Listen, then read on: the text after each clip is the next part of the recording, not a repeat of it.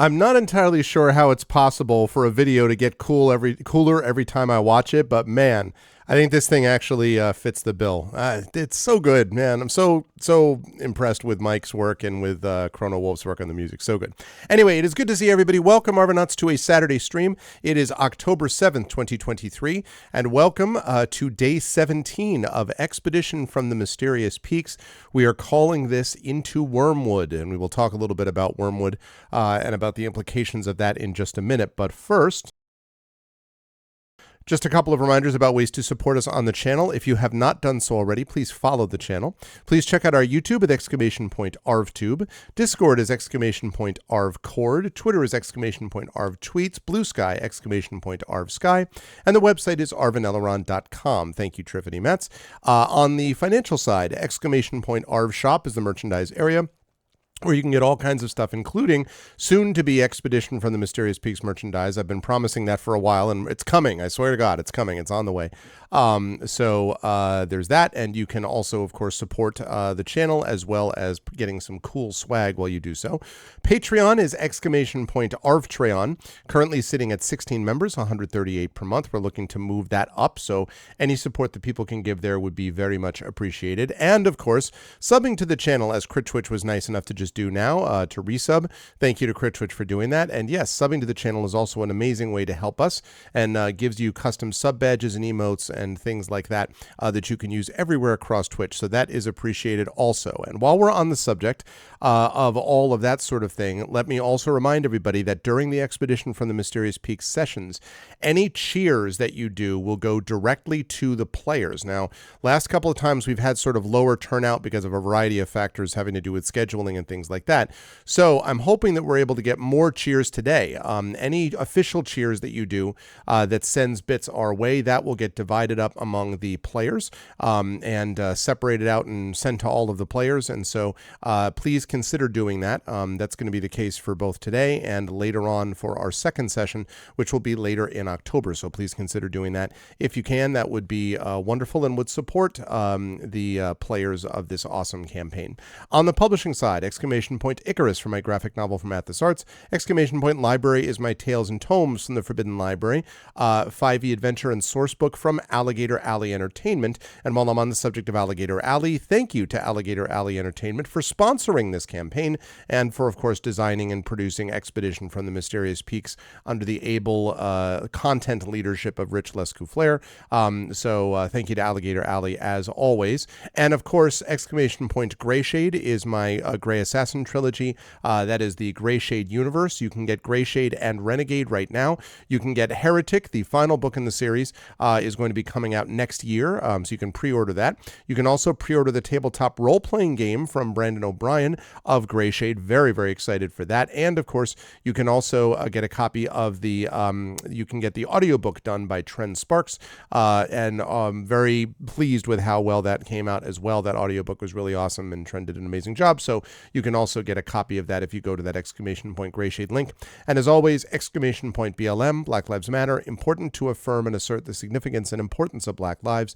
!Help Now, the World Health Organization page on suicide prevention.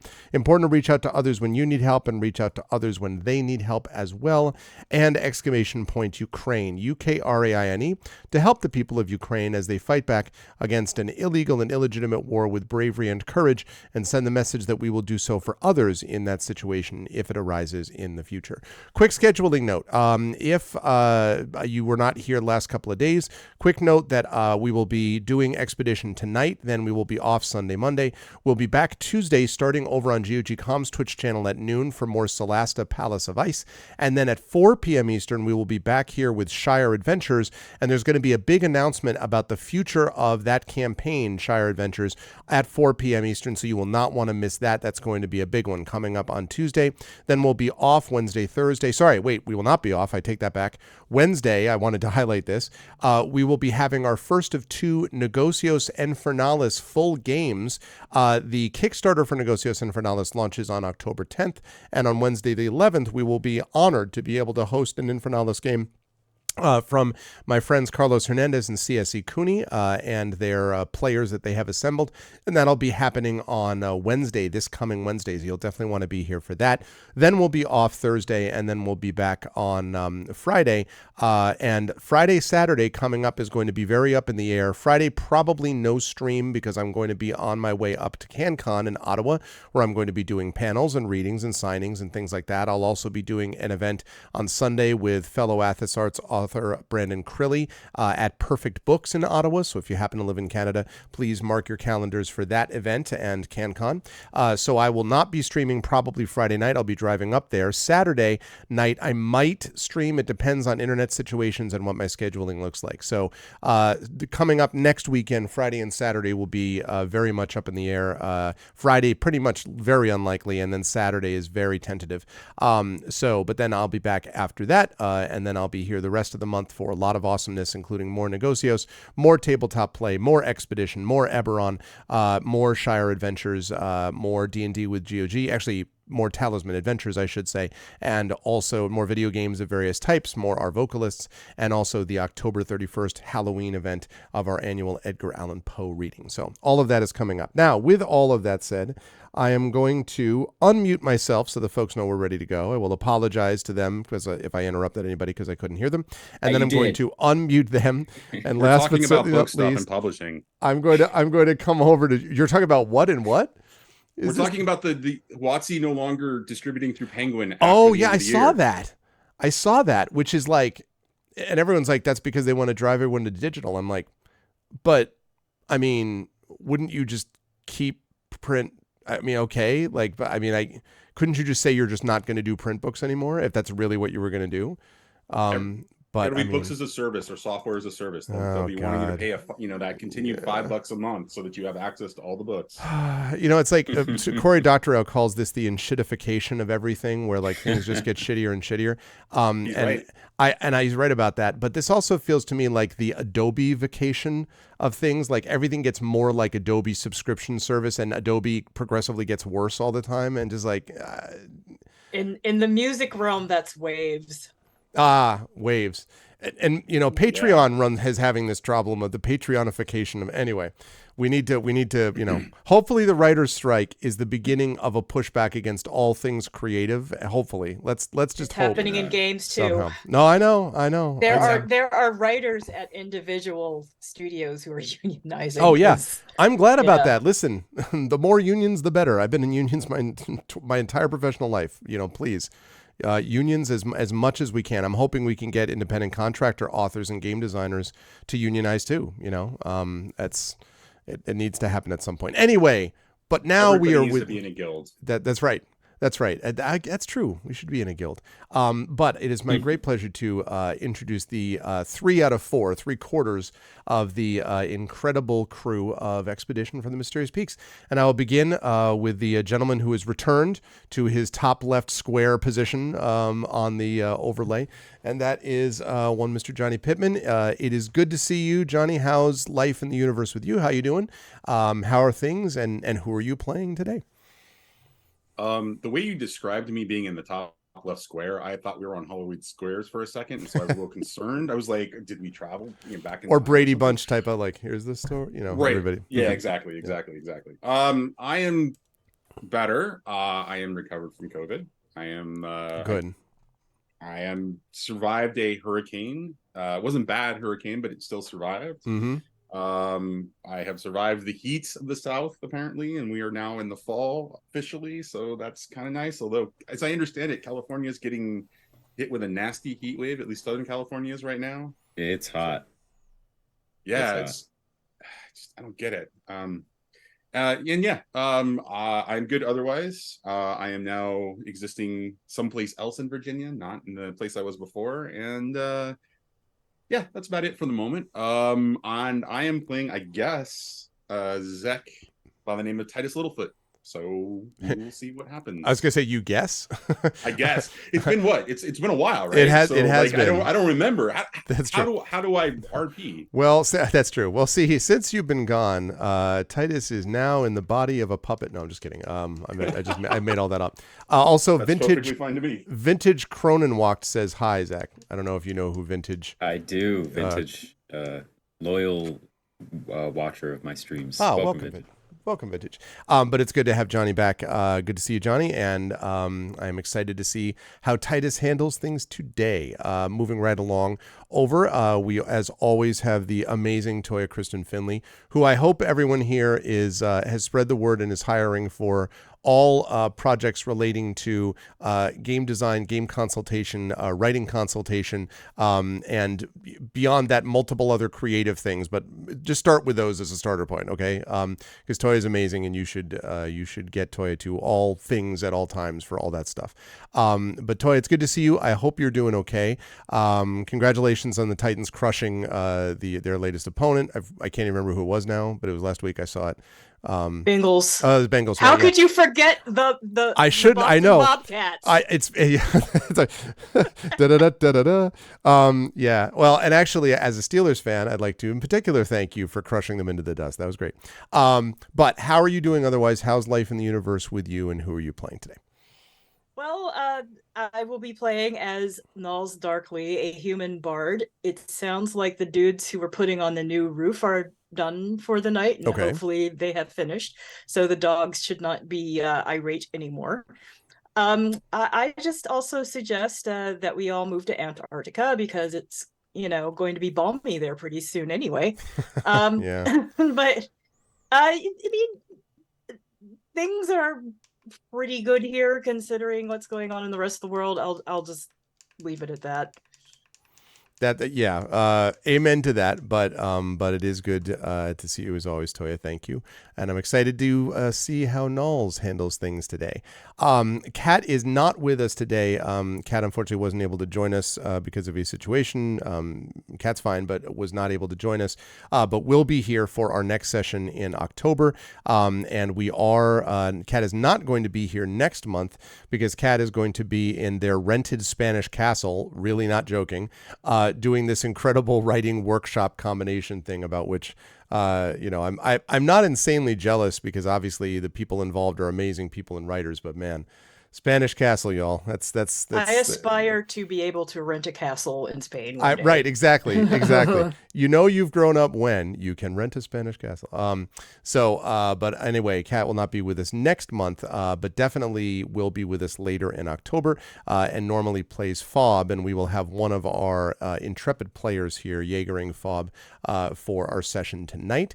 And last but certainly not least, of course, just back from Big Bad Con and just past a birthday, so happy birthday, Zach, by the way, is the amazing Zach Clay. So first of all, just quick summary. How old are you? Secondly, how is Big Bad Con? And thirdly, who are you playing? Of course, I am 18 years old. Naturally. I always assumed. Oh, youngest, always the youngest. Always the youngest. Yes, I have officially... It still feels even weird to say this, that I'm still very young. I've just entered my late 20s. Ooh, I felt my back. my late back 20s. Seize, and my ankles and my other body parts that hurt when you're older seize up. Saying that, but that's how it works. No. That's what 26 does to you. I can feel it already. 26 is not late 20s. 26 is mid 20s. No, it's that's not. That's mid 20s. 27 That's mid 20s. 27 is maybe late. 24, 25, Suddenly, 26 is mid. Suddenly, I feel younger. I feel rejuvenated. Your age is just excited. mid, okay, Zach? Your age is mid. I'm back to mid. I thought I was late, but I mean, if you count, if you're dealing in absolutes like a Sith, right? Then 25 is the absolute middle, and anything before 25 is what early would it 20s? Be called? Early 20s, Also, and then after 25. Also, I'm back to mid is probably something you never want to admit. I was wondering if anyone was going to pick up on it. Yes. I'm in my extraordinarily early 50s, to be very clear. Okay, Hey, at 51, great. I I'm think- as early Yes. 50s as it gets. Okay, Yeah. Well, no, 50s No, I is know, early 50s 50. as it gets. But My internet might be a little bit slow too. I think I'm a little bit behind everybody. So okay. okay. I thought you were going to say like behind everyone age-wise, and I'm like, wait, what? no, that is certainly not the case. But you know, if I'm like stepping on top of people, I apologize because I think I'm hearing Oh, okay. audio. Yeah. No, I think you're okay for us right at the moment. But so Zach, how is Big Bad? So happy birthday! How is Big Bad Con, and who are you playing? Yeah, Big Bad Con was great. Played some awesome games, met some awesome people, met all sorts of people, played all sorts of games. There's just a lot. But the feeling, what I will say about Big Bad Con before moving along is a joke that several of us made when we were down there, which is Big Bad Con, more like small good con. And I think that's true. So Outstanding. yeah, it was a great time. And tonight I will be playing. I open my sheet and I go to read the name at the top of the sheet, and I hesitate because it says Cosmoritis Bellari Hunter. Wow, no, that's crossover. not who I'm playing. Yeah. That's a crossover. I must have gone on autopilot. No, for those that don't know, there is a over 70 episode campaign of us playing Esper Genesis, where I did in fact play That is a true. Bellari Hunter in Cosmoritis. But no, tonight I will open the right character sheet and play Dr. Jaraxxus, the Dendis Cybermancer. Which is good stuff. I am excited to see what Dr. Jaraxxus gets into, and it is going to be a big. There's going to be a lot happening, y'all, as we'll talk about when we get into our recap. So let's move us over to the map, and let us talk a little bit as we fire up some music here about what happened in our last session. And by the way, actually, I'm going to answer a question that Toya asked in Zoom, because I think it's interesting, because I used to wonder about this myself. So apparently the term Jaegering, someone in like RPG terms, comes originally from the movie Pacific Rim, having to do with, robots controlled by humans. That was what I was told. Now, I don't know if that's true, but I just heard other people using it, and I've heard that it was a Pacific Rim reference, but maybe not. I mean, I don't know.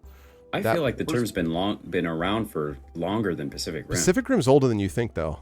That movie's older than you think. Yeah, Pacific Rim. It's not that old. Well, no, it's not like 2013. vintage. That's 10 years old. 10 years old. No, Yeah. Jaegering Okay, has been around for maybe. a lot longer than that. And Really? I think it actually comes from. I think it's actually the concept is definitely related to kaiju and lots of. I can't think of the type of Japanese like show, but it's like the Power Rangers is a part of it, and Ultraman, like all of that stuff falls under the Geist in some way as Jaegering. Okay. But I think the term itself is relatively recent. So I see. Okay. Interesting. Yeah. So maybe, okay. So the concept is older. I mean, yeah, the concept was, yes, but the term is something I hadn't heard myself until, I don't know, like 4 or 5 years ago, probably, I would say, is when I first started hearing the term. So anyway, yeah, that's our very unsatisfactory and disconnected answer to your question. But I'm actually, now I'm going to have to do more research later on and be like, okay, what was when direct etymology? I just looked it up, and so far it's saying the same thing as you, that it came from Pacific Rim, but that's just one Reddit thread 6 years ago. Well, we know that Reddit has the truth to all things. We do. We do. But let's talk a little bit about what happened in our last session. The crew of Titus Littlefoot, Nals Darkly, Fob, and Dr. Jaraxxus have been making their way down the eastern side of the Cleft, the Valley of the Ancients here. And one of the reasons for this is that the Valley of the Ancients is itself quite quite dangerous, and the party decided it was not a good idea to go directly down the middle, nor was it a good idea to go to the west of the Valley of Ancients, where they were likely to run into some pretty dangerous territory, places, ruins where the dead haunted things and stuff like that. And so the party decided it would head to the east instead. As might have been expected, the east was not conflict or event-free either. First, they had to get over the bridge at First Span and shoot down a couple of drones that were attacking them en route. Also, a couple of these things, these Magitech Striker robot cyborg type things that they battled, and making their way across with not just Elu Whisperwind, but also the incredible Gamork modified Direwolf in tow. They headed south along the cleft, met a couple of strange things like a ghostly child skipping along the road, for example, and things like that, until finally at the very southern tip of that red arrow, chat, that you can see on your stream, they headed west into the Valley of the Ancients, and as they went down, sort of descended carefully and rested for the night, they were attacked by a group of bandits who were attempted to do what they could to end their lives and steal their stuff, basically. But they were able to fight them off and preserved one of the bandits, whose name was Canner, and said that they would spare his life if he would help guide them some of the way further down to Wormwood, because Canner made it clear that he was not going to go back to the bandit camp, which is led by a man named Gruick, because apparently it would have been a fate worse than death if he were to return there. So since his life was forfeit anyway, this party decided, well, you're probably safer with us for the moment than you are anywhere else, and if you come do what you should do and you don't betray us on the way down to Wormwood, once we get to the boundaries of that land, then we will let you go to wherever you're going to end up. And so the party and Canner came to this agreement, and then went back into their long rest, basically.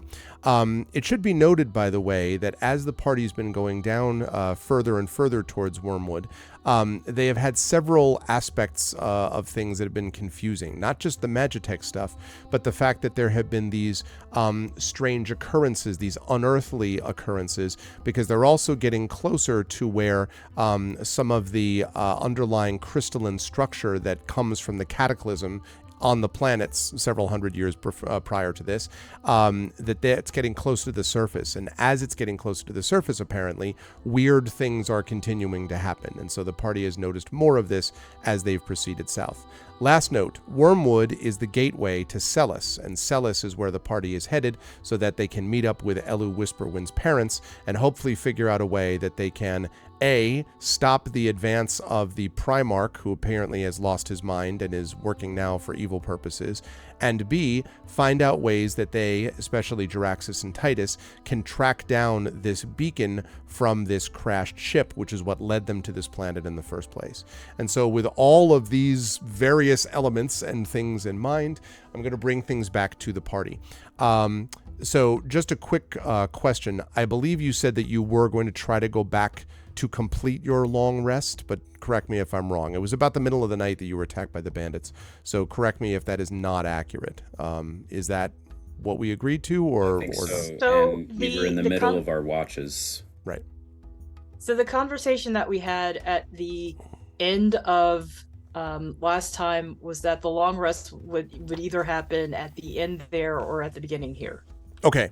So I would say probably then we can do it at the beginning here. Jaraxxus, for example, Titus is still sitting at 21 out of 21 hit points, and I think Fob is also 21 out of 21.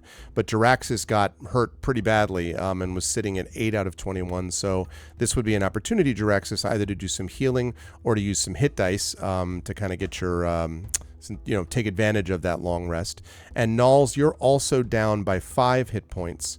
The 5 temp, I believe, are going to pass because I don't think they last for hours. I think they eventually pass. I don't remember what the 5 temp was from. Maybe it might have been from an inspiration from one of your tales.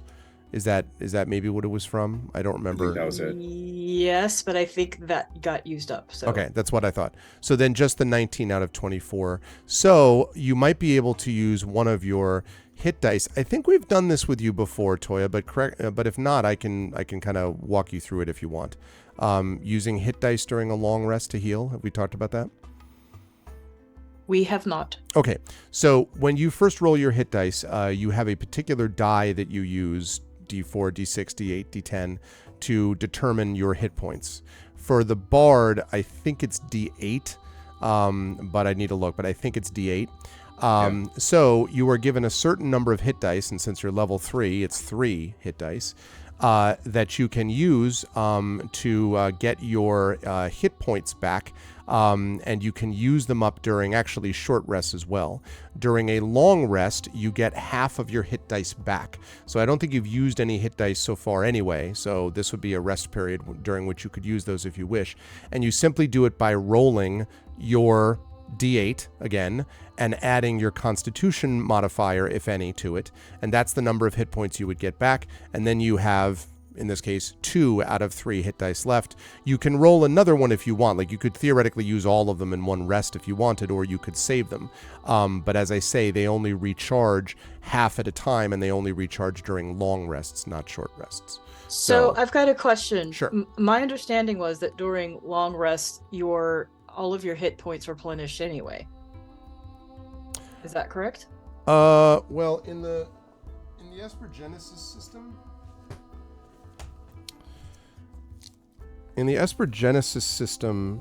let me double check actually. Maybe it's just the straight D&D system, in which case I would be wrong. Let me double check to see. Well, I asked because one time when we took long rest, that's what happened in D&D Beyond. It just automatically replenished all the hit points. Yeah, it probably is. It probably then is the same that it would use for this as it would use for the D&D system. So let me just double check. According to the compendium on Roll20, it says that after a long rest, a character regains all their lost hit points. Okay, so it's just going to be the same rules then that it's using. Right, and they regain the hit dice spent up to the number of dice equal to half the character's number total. Okay, great. Well, then don't worry about the hit dice it's situation. Basically the 5e rules. All right, so that's fine. So then don't worry about that. Yeah, so then we'll just use that. That's easy enough then. That's even easier. Well, can I ask a question then? So, sure. So when would be the ideal time to use hit dice then? During short rests. Because short okay. rests are things where, you only have an hour at a time, and that's a good way to be able to heal yourself in between. There's also certain skills and abilities that can use hit dice instead of waiting to use them during short rests, but that's depends on the character. So in this case, you don't have to worry about that. Healing word, would that be? Right, you could, but in this case, since you're going to get them all back anyway, right. No reason to do that. But yes, that's something which could be also helpful during a short rest, or even without a short rest. You could use Healing Word separately, and then could replenish. You could use hit dice if you ran out of your healing stuff. Sometimes a hit dice is a good idea to use during a short rest, actually, so that you can save spells like Healing Word for combat situations where you can't generally use hit dice unless you're a certain kind of warrior or whatever. So it might make sense to save hit dice for short rests, and then use the spells when you're outside of that parameter. So. Okay, but this makes it easy. So just regular 5e rules. So 21 out of 21 for Titus, 21 out of 21 for Fob, 21 out of 21 for Jaraxxus, 24 out of 24 for Nulls, and I will mark your companion's healing as well. Okay. So we just go ahead and hit that button. Yep. Okay. Good. All right. So, the rest of the watches for the night pass uneventfully. It may be the case that the combat has scared away any other potential ambushers from the site. Canner has stayed about as far away from Gmork as possible. Gmork has had his great head in between his paws, kind of sort of looking off into the distance every so often, and then eyes slowly closing at others and dozing off. But Canner, with his sort of knees drawn up and arms around his knees, has been alternately sort of staring at the fire and staring out into the darkness. There is one watch towards the morning where he also dozes off for a couple of hours, but for the most part, he's fairly taciturn. Unless one of you wanted to try to talk to him during one of the remaining watches, you could do that, but otherwise it does not look like he's much interested in conversifying with all of you at the moment. So I'm curious to Yeah. know if he has eaten at all. I don't think Nulls has any food on her. Yeah, he doesn't say anything one way or the other. But you could, if anyone had like a piece of jerky or wanted to toss him a ration or something like that, you could certainly do that if you wish. He does not ask for food.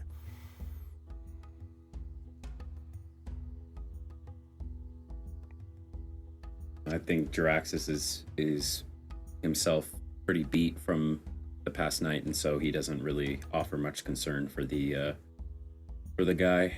The guy who beat him, or at least Yeah. his people beat him. Right. Okay.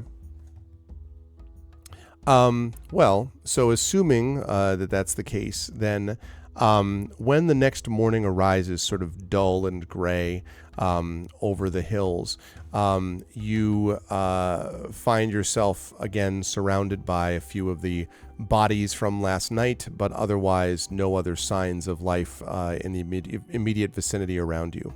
You were all now somewhere about here-ish on the map. And according to Elu, probably have another, let's say, maybe day's travel, maybe, half a day's travel if you move particularly quickly. Maybe, early afternoon, if you don't stop for a lot of rest, you could be at the edge of Wormwood. And of course, she is anxious to be able to get you there as soon as possible and kind of move things forward. So she sort of asks you all, to go as soon as possible. Gamork is already kind of padding forward. Also, Titus, you during the combat, you may not remember much of it, but during the combat, you were on the back of Gamork. You did some serious damage with several spells. Let me just be clear about that, or several talents. So good work out of Titus there. But you were mounted on Gamork for that. And so you could again ride on Gamork if you wish. Gamork has gone from actively growling at you to just relentlessly ignoring you when you get onto his back, which is an improvement.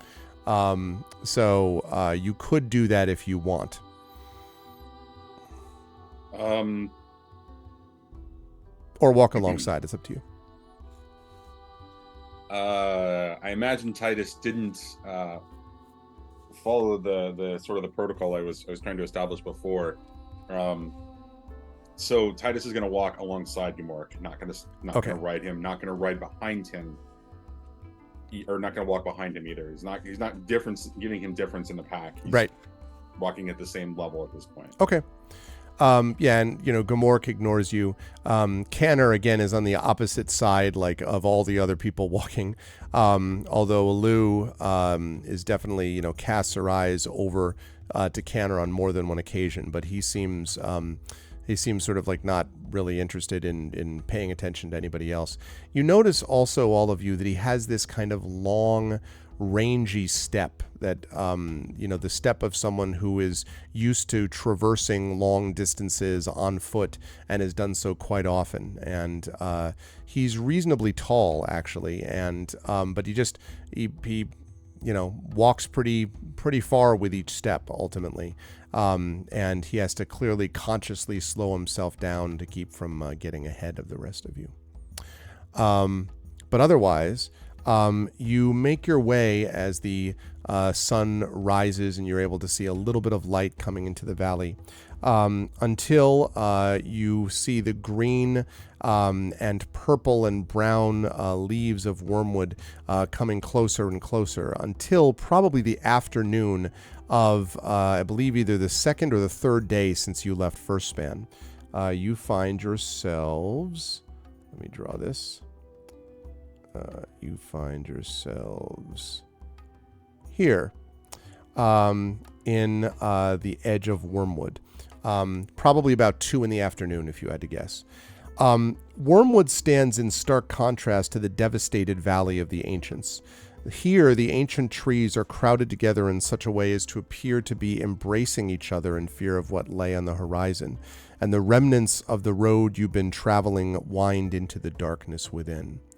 And as you sort of arrive here and pause, you can hear there's sort of quiet, and just from the inside of it, there's this kind of almost oppressive silence from within the forest, as opposed to the kind of windy, desolate, area that you've been going along, wide open spaces. This is very much the opposite. And Gamork kind of, kind of growls and sniffs, and his nostrils flare. And Canner, for his part, says, "All right, well, you've got another way to Wormwood. I hope you like the look of what you see. But this was as far as our agreement brought us, and there's been no other ambushes and attacks, and there won't be any, at least from others from the bandits inside that forest, I can tell you. But if I were you, I'd be careful about going in there. It's more dangerous than a bandit at your throat."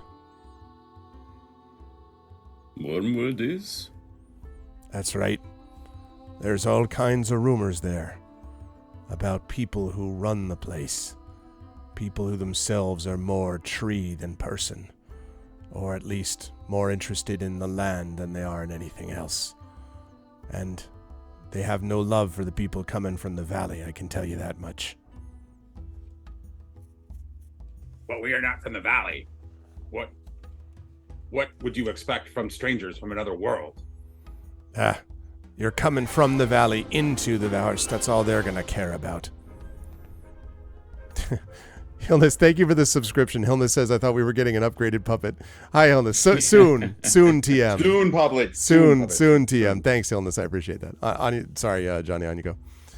No, Titus doesn't pursue it at that point. Yeah. He seems quite sort of like nervous isn't the right term, but he certainly seems on edge, just sort of staring into the forest. And Gamork seems to reflect a similar unease. I mean, not a fear, but definitely an unease.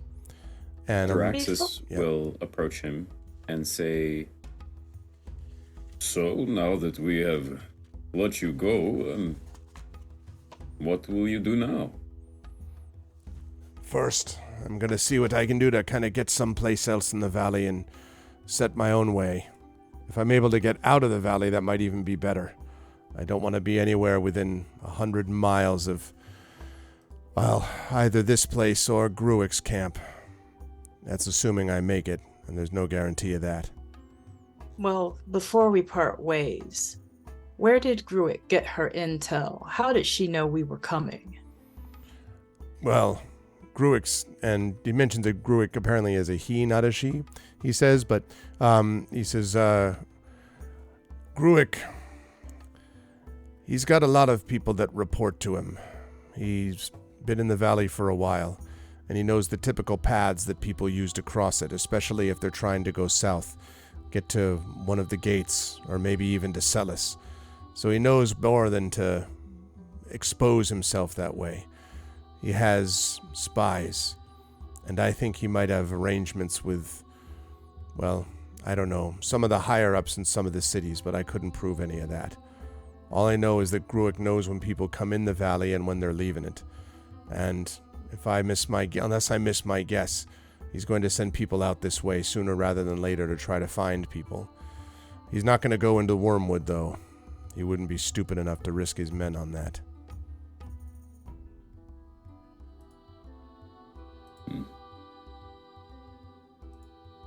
Well, I have nothing else for him.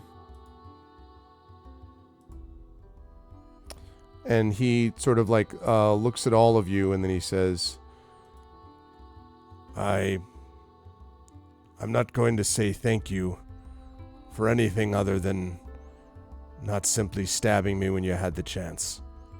It would have been easier to do it. It's probably what I would have done. And I think it's foolish that you didn't take the chance. That said, I'm grateful you didn't just kill me off. And, I wish you as good fortune as you could possibly get in that cursed place. One thing to remember. The forest keeps its own, and there's a price to be paid to leave it. And Elu, Elu has been getting sort of a little more agitated with this, and Elu finally is like, the only evil that happens in that forest is what people bring into it. Now get out of here before I change my mind and this sword finds your back.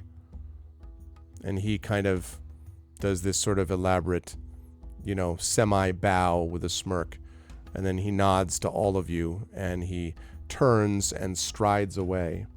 And as he does so, Gamork gives this, like watching him go the whole time until his cloak kind of vanishes into the brown of the rocks to the north. And that leaves just you, Gamork, and Elu at the edges of Wormwood. Well,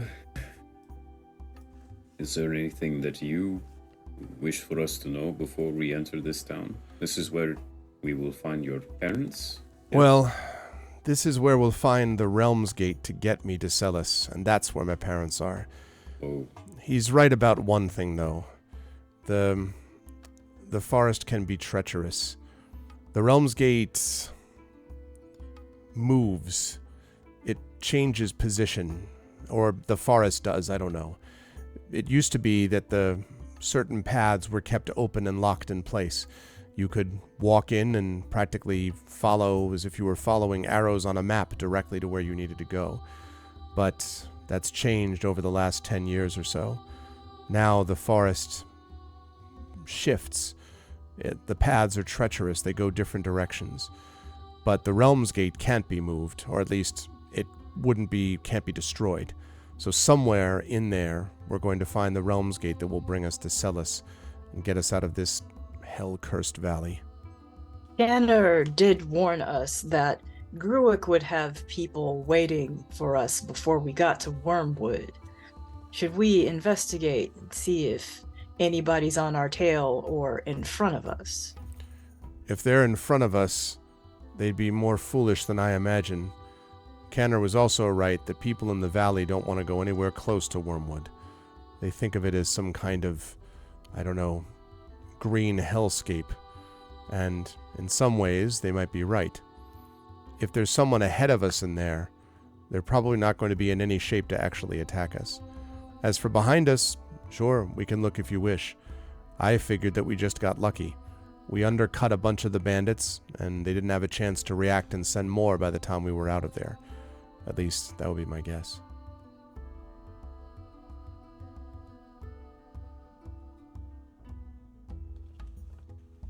Titus kind of takes in everything that she's said, kind of processing it, looks back at the forest and says, "Is there any explanation as to why 10 years ago things changed?"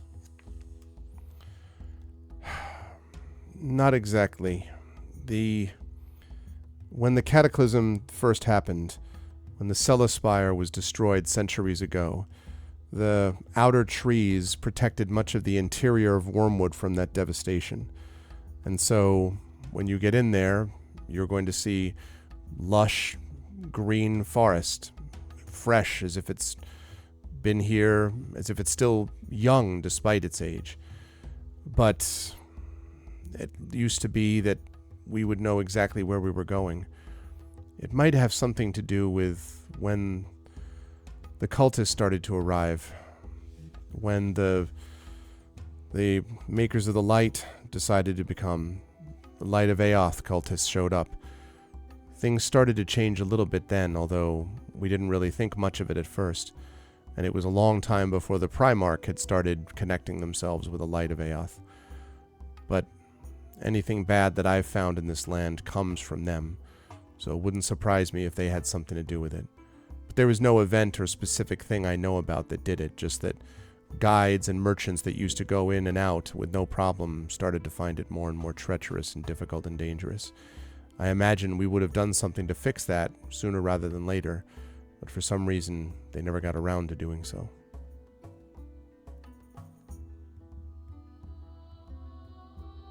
Is this isolated to just Wormwood?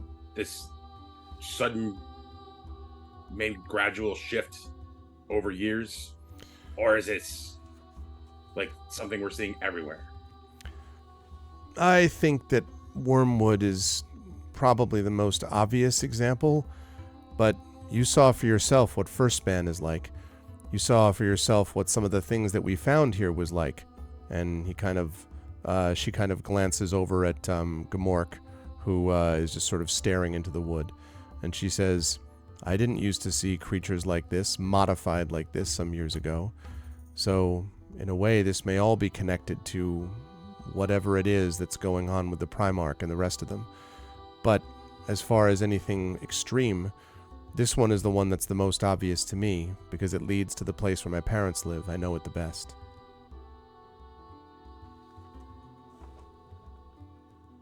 All right, well, shall we? Titus looks to Nalls and says, is it worth talking to Gamork directly to see what he sees, feels? I trust his senses and instincts probably more than anybody else's here in the unknown. I can go ahead and use speak with animals. Okay. Okay, so go ahead and I've cast that. Okay. So Gamork is not, so you can now speak to Gamork. He's still kind of staring into the forest, not paying much attention to all of you. Gamork, what awaits us in Wormwood, behind us, to the sides of us, in front of us? Anything we need to know? Blood and rot. I can smell it from here. Blood and rot. A forest. Freshly spilled? And he kind of... Old and new, I think. But something strange. It smells... And he kind of like sort of pauses, and there's a kind of low rumble in his throat, and then he says, bigger. Something bigger living there. I don't know what. But the forest is pulsing the blood of that thing. Whatever it is. And Elu kind of looks over and is like, is that supposed to mean something? Probably not to you, human.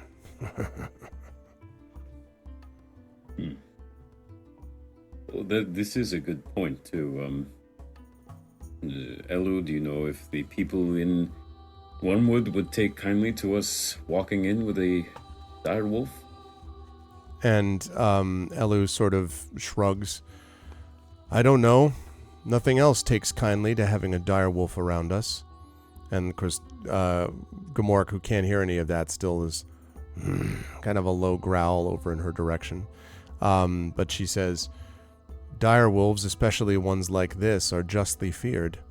I don't know that there's anyone in particular that's going to be put out by having them in the forest, but it wouldn't surprise me. If it were up to me, we wouldn't be traveling with them in the first place, as you know. Gamork, have you ever traipsed through Wormwood before? No. My people went north. We did not come down this far south. We heard only stories. Stories that I now smell. There's death there and life. Maybe. He kind of tilts his head. Life from death, perhaps. You think that's why it's so unusual? It feels to me like a creature. The whole forest.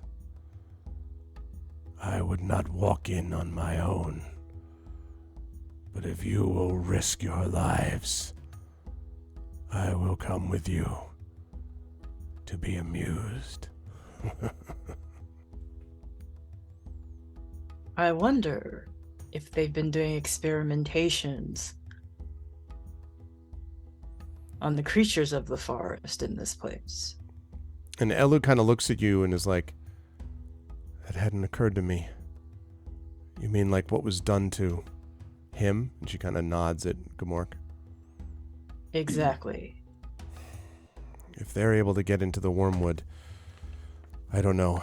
First of all, the closer they get to Celis, the harder it should be for them. And secondly, there are other creatures inside the woods, even before all of this started to happen, that are not necessarily fond of strangers. I can't imagine they would just go along with it.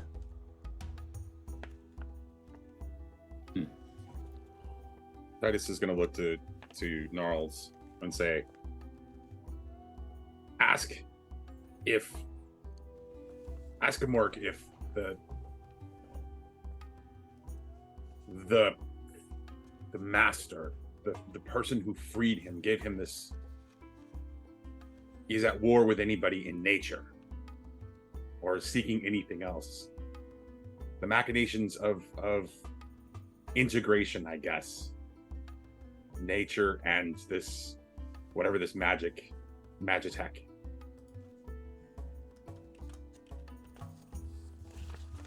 Are we going to assume that Nulls just went ahead and Up to you. explained all that? Or Yeah, sure. Well, yeah, because Yeah. Nulls relays all of that to Gamork. and Gamork and Gamork says, he wished to take nature and use it. Everything is a tool for him. Soon enough, you might be used as a tool. He doesn't care if it comes from nature or from the machines he builds, so long as it serves him, until the blade grows rusty or the armor grows weak, and then he'll cast it aside and pick up something new. To what end? Raw power? But even everybody wants power for something. He has never explained himself, but his power is beyond what you could imagine. I wonder if he wishes to be above power, to where it would not matter if the wolf's jaws were at his throat, for he would have no substance to be harmed. But I cannot say. I was but a servant, although a powerful one. And Nulls just kind of sighs to himself, says, all these small people who want to be God. And, Gamork kind of just does his usual low chuckle, but doesn't say anything else. And Elu says, either way, we probably ought to get in there one way or the other if we're going to get to my parents. And if we don't want to have anything else, she kind of jerks her head over her shoulder, come at us from the other direction. Let's do it. And Jaraxxus starts walking. So when you all enter the wood, you notice a few very strange things about it. The first is that, so the outer trees were green and brown, but the bark and everything on them was somewhat twisted and gnarled. But as you go into the trees, just as Elu had said, the charred and blasted wastes that you've been in are replaced by lush and verdant greenery. There's soft moss everywhere. The leaves and branches feel both green and sort of spring back under your touch as if they are brand new, even though the trees are quite tall and dense, which would suggest age. And yet they seem quite vibrant and, growing rapidly, as if you're in the middle of this wonderful, bountiful season.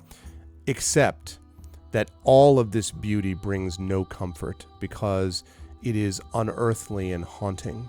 There are occasional whistles you hear, like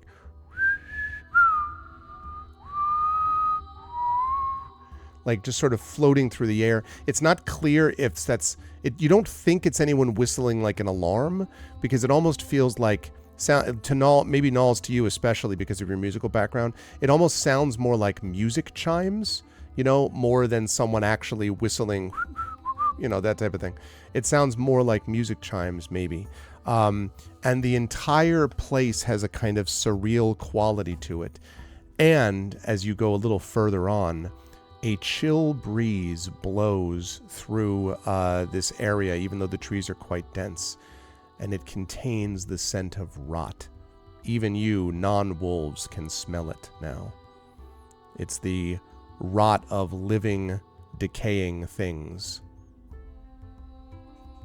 Both terms used in proximity, advisedly. Okay. Is it the rot of flora or of fauna? I would like a Those nature are- check, please. Oh, okay. Let's find out together. Can Jaraxxus make one Sure. as well? Oh, yes, and so can Nulls. Can Nulls also make one? Definitely. Alrighty. Absolutely. As Hillness Esper rolls a 1. characters- Don't predict that, Hillness. You have no idea. So Esper characters don't have the nature skill. Is that Oh, right. xenobiology, So that's true. The survival? D&D folks do. So for you, yeah, xenobiology. Okay. Okay, 18 from Nulls. Yeah, that's funny. Oh. That's the case where you 16, have different 17, skills, 18. the same kind of thing. Okay. So I would say that all of you are able to at least get the sense this smells a little bit like, in Titus, you may have been on a planet where you encountered something like this before. It is the smell of kind of mold, which itself, as you know, is drawn to damp places and is absolutely a living, entity. But it also creates decay and rot on the things in which it exists. It's almost like overgrowth can lead to rot of this kind, right? So it's the rot of a garden that has been rained on repeatedly and then tramped on and then just sort of left for the last few days. It's that sort of rot rather than long dead, type of rot. It does smell more like plant to you for sure, Titus, more flora than fauna. But I would say probably the only one who picks up on this because of the nature check is probably Nulls. Nulls, there is this sort of coppery scent that's sort of blended in with it. It does smell a little like blood. And I don't think Titus and Jaraxxus pick up on that. It's more, for you two, it's more just like the rot in the way I've described it. Nulls, I'd say there's that extra tinge for you. It's a mix of mold and blood. Those tools you have to survey things, can you use that on the flora here? Can you use it to see what's going on underground with the roots?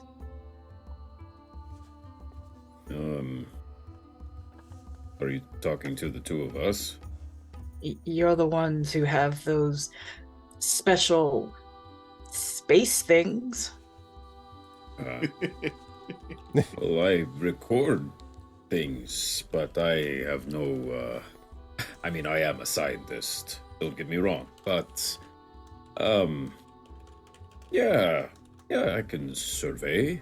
Jaraxxus will look for a patch of maybe like moss or clumps of moss and Plenty of that. dead leaves or Yeah. something that looks like if he were to lift it up or turn it over or disturb it, that maybe he could find a source of this rot, maybe. Okay. Okay, so because there's all of the above, like there's moss and dead leaves and like, Okay. so is there a particular thing that you're... Yeah. I think Jaraxxus is, unless there's something that clearly looks like a body or something.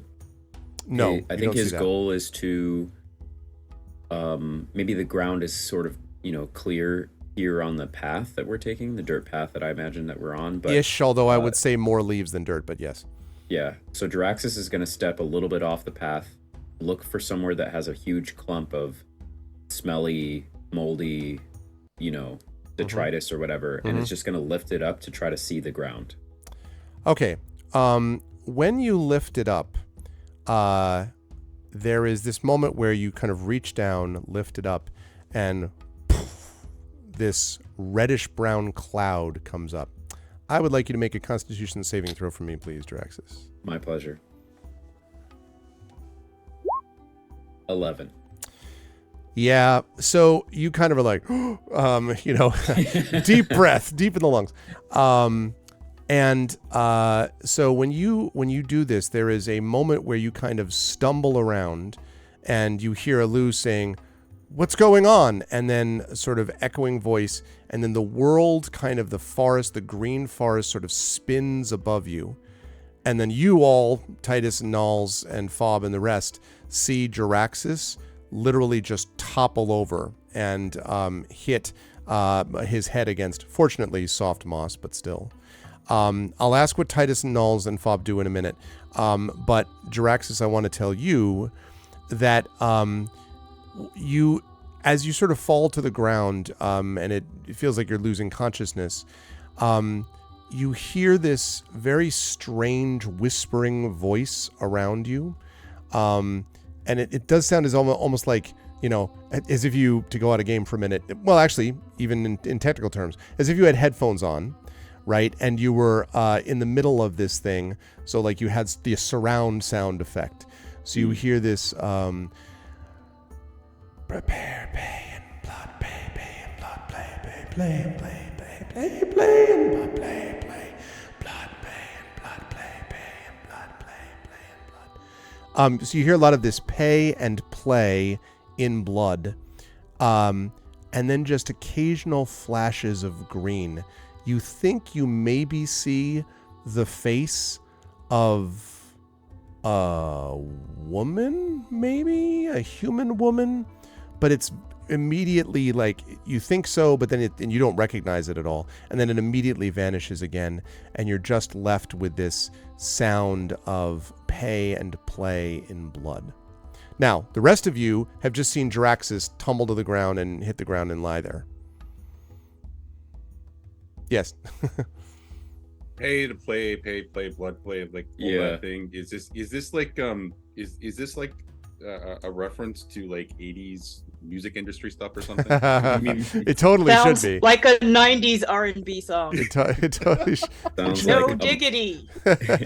Suddenly you hear, "She takes my money when I'm in need." You gotta a pay. modern to day play. game with microtransactions. It's the Epic Game Store trying to get us to buy the newest skin. Subscription. Pay and play in blood. Yeah. So, and I should point out, by the way, of course, in game, none of you hear what Jaraxxus hears. You just see Jaraxxus hit the ground, and Elu kind of is like, "Hells, what is he doing?" And she kind of walks over. The leaves are now back down where they were, and there's no cloud anymore.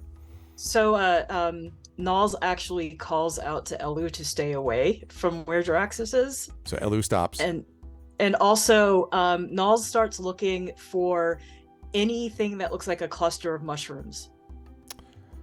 Go ahead and you can make a nature check again for me, but you can actually do this at advantage because there's there are a lot of mushrooms. Okay.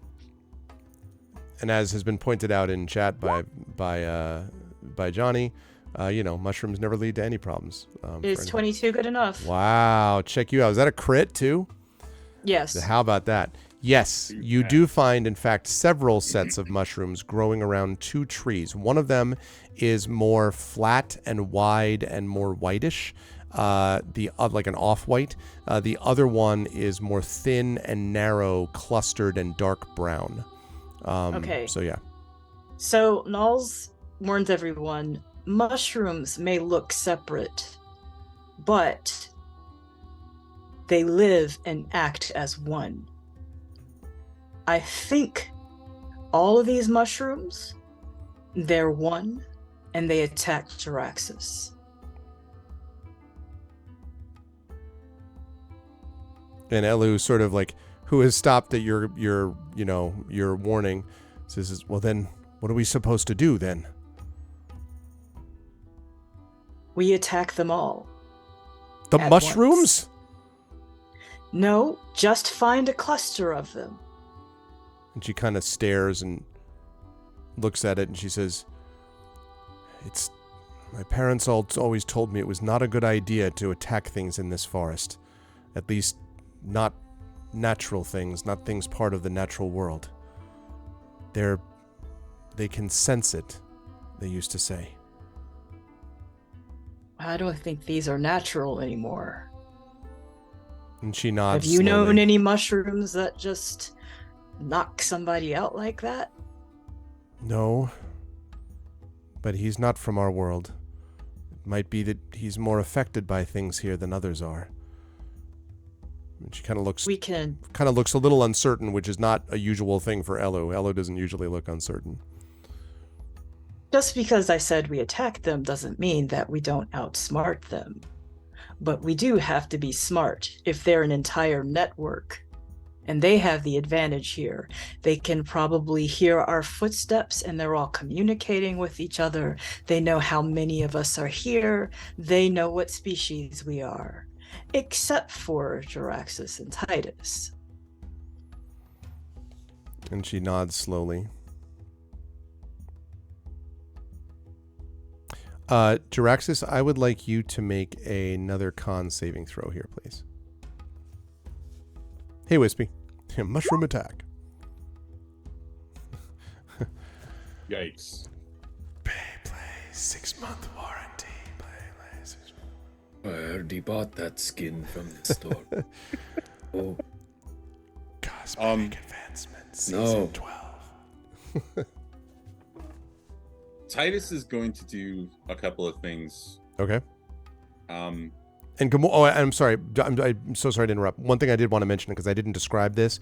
When this happened, like, Gamork's ears are back, and he's kind of like, and his hackles are raised, and he's taken a step back, and he's staring at Jaraxxus. Not like he wants to attack Jaraxxus, but like whatever just happened clearly bothered Gamork that he just saw. So I did want to note that.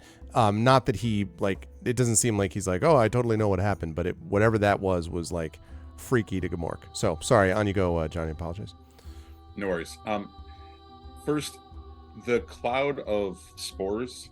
Yeah. That Jaraxxus disturbed. Did it dissipate, Yes. or is it still lingering? No, dissipated almost immediately.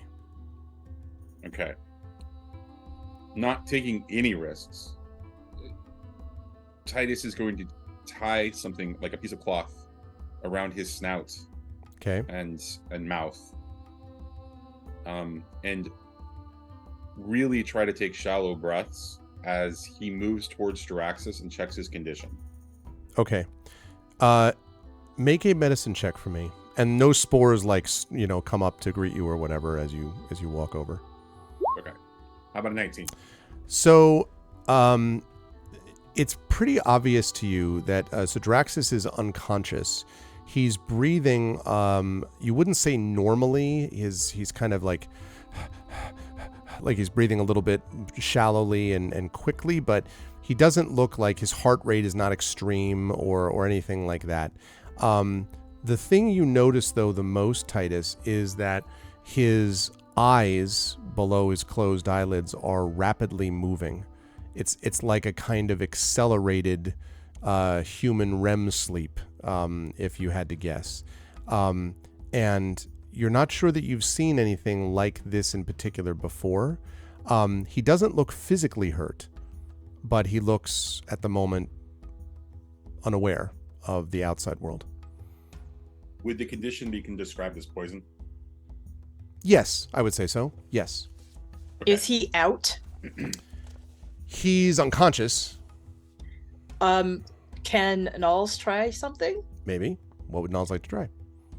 Well, since Nulls does like to walk in them dreams, maybe contact him through his unconscious? Possible. I have to think about how we're going to do that. Yeah, I'm not going to do it. I'm gonna hold whatever I'm gonna do until she gets a chance to do this, because this sounds deliciously good. Let me ask you this. God. Let me ask you this, Knowles. You know what? I tell you what. I'm gonna have you make. I know I've had you make this already. I'm gonna have you make one more nature check to see if you happen to think of a way that you could be in contact. Because this is a foreign place to you, but that's not how I would do it. But well, no. This is not you on how you're going to do it. It's more like, is there something that would come to mind about, ways to contact people in states like this? But you don't know. Like, this is very, I mean, you have not encountered anything exactly like this. So the reason I mention that is, you can try to contact in dreams, but it's very hard when you don't know what has generated the dream. It's very much like treating for poison when you don't know what caused the poison, right? You need the poison to create the antidote. In a dream sense, your experience has been that you need to know a little bit about the method in which the dream was created. If it was just like a natural dream, that's like people just have when they sleep, that's fine. But you've dealt with dreams that people had when they were affected by certain psychedelic circumstances, right? And dreams that you've had based on curses and things like that. So this is not like any kind of unconsciousness that you've seen before, that you've encountered before. What Knowles wants to do is create the dream. Okay. Create the dream state. Okay. And reach Jaraxxus that way. Okay. Well, does that make sense? Yes, it does. So the question is, how are you intending? Because one thing that you could do, because this is again related to that poison thing, is to go into the dream with him by taking the same path. Let the spores be your guide. You know what I'm saying? Well, what I was thinking actually was kind of a guided thing. Okay. Where Knowles spoke directly to him and created an environment to invite him to sleep. Okay. I got it. Does that make sense? Yes, I think so. So, let me have you... I don't even know what to ask about skills for this.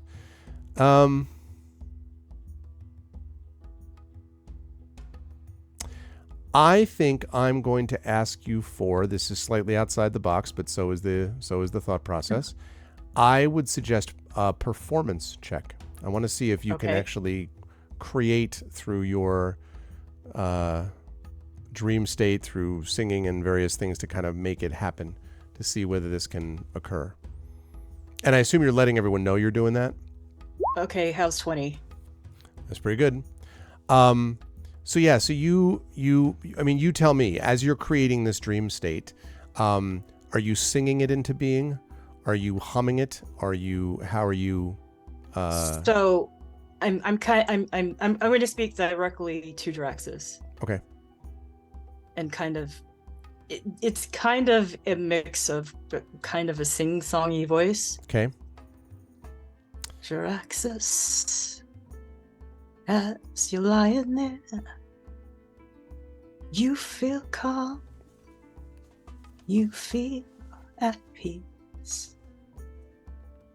Up from your memory are the images as you sleep. Tell me, what are you thinking? Tell me, what are you dreaming? Jaraxxus, come to me. Tell me as you sleep. All right. I am going to ask Jaraxxus to make a Crit Twitch inspiration. I'm going to ask Jaraxxus to make a perception check. Now, I'm going to make this at I want you to do this at disadvantage. But chat, it is October, and I have reset inspirations. So if you have inspirations, and let's just see who does. Here we are. You could use this inspiration to counteract that effect so that it would just be a straight check for Jaraxxus to see if he can perceive the song of Nulls. What say you, chat? Also, I think there is a channel point inspiration available now that we've entered October. In fact, I think there's 2. So you could also maybe use channel points on this. I'll be fine. I'll detect it straight away. Who needs Going once. a flat rule? Going twice. All right. Disadvantage it is. All right, that's a 10. How about a 7? You probably hear some like faint whispers of music along with the whole like blood and play and all that. But as the music, at one point the music sort of swells and gets a little louder, and then you hear right next to you, again somewhere as if something was next to you in the shadows, "You are mine." And it kind of overwhelms any other sound that you would have heard at the moment. So Nulls, yeah, you're now Jaraxxus. I should ask you, by the way. Let me finish with Nulls quickly. So Nulls, this doesn't seem to be having the effect you were hoping for, and you are almost certain that something is holding Jaraxxus in this state, right? Rather than Jaraxxus ignoring you, something is blocking or drowning out your song. So I got a question. Mm-hmm. My performance was a plus 20. Not plus 20. That doesn't have... Not plus well, 20. It was a 20. Yeah. Yes, your performance, this is what allowed you to make the dream state to reach in there in the first place. But something very powerful seems to be controlling him internally. Jaraxxus, do you want to try to do anything here other than just hear these whispers around you? I think... Do I feel like I'm dying? No, you feel probably disconnected from your body, if anything. Okay. And I can... Obviously, I'm hearing these words, and then you said that briefly I saw what looked like a human woman. Maybe. Here or there. Yeah, like a face. When the voice says that you are mine, do I see that figure appear again? No. I think Jaraxxus, in his stupor, would... He's probably trying to figure out what this is and isn't necessarily freaked out about being in this state, especially because it's just it's something new for his experience, a new story for him to tell, a new tale for him to spin. Okay. As long as he doesn't feel like he's being threatened. So I think he would just try to speak to this voice. Okay. And probably, while he's hallucinating on the ground, is probably mumbling, but would say, "Who are you? Where can I find you?" And you hear that first there's just more of the blood, blood. And then there is, "I await, come find me." Con saving throw, please. While Jaraxxus is going through all of this, Nulls has relayed to everyone that something seems to have him trapped in his mind. And Alu says, "These your mushrooms you're talking about, Nulls?" I'm pretty sure it is them. It is a powerful group. If you look around us, we're surrounded by them. And she looks down, like sort of at her boots and sort of like picks up her boot and then realizes that like she's going to have to put it down somewhere. Like there's no, everything is dead leaves and rotting, this and that.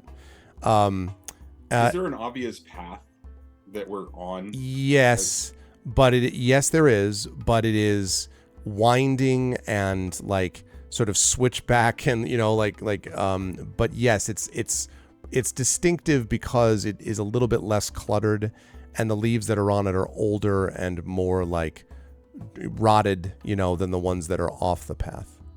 Nulls does get an idea. Okay. So I'm assuming I have paper. Yes, I do have paper. So sure. I write on the paper, we need to destroy the roots. And I say, do not say this out loud. Pass the paper to the next person.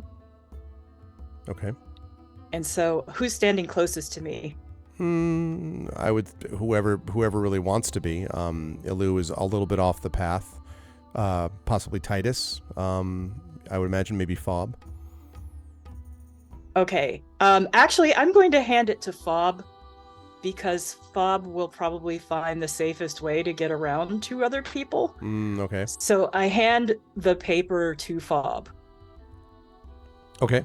And Fob kind of looks and nods. Jaraxxus, at this point, you kind of, as you're sort of like in this shadowy darkness, you can see above you what feels like something that's getting lighter, as if like the darkness when it gradually lightens into dawn, and you can see more of it.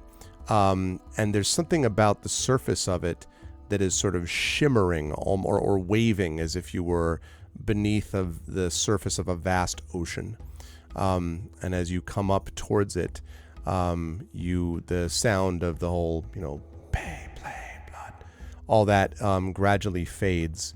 And just before you exit, you hear, "Do not forget." And then you are back in Wormwood. Your eyes kind of flicker open and you're looking up, and Elu, who's looking down, is like, he's woken up. Titus is going to do another medicine check and verify that he's no longer poisoned. Go ahead and make a medicine check. Blood. Play, blood. Play.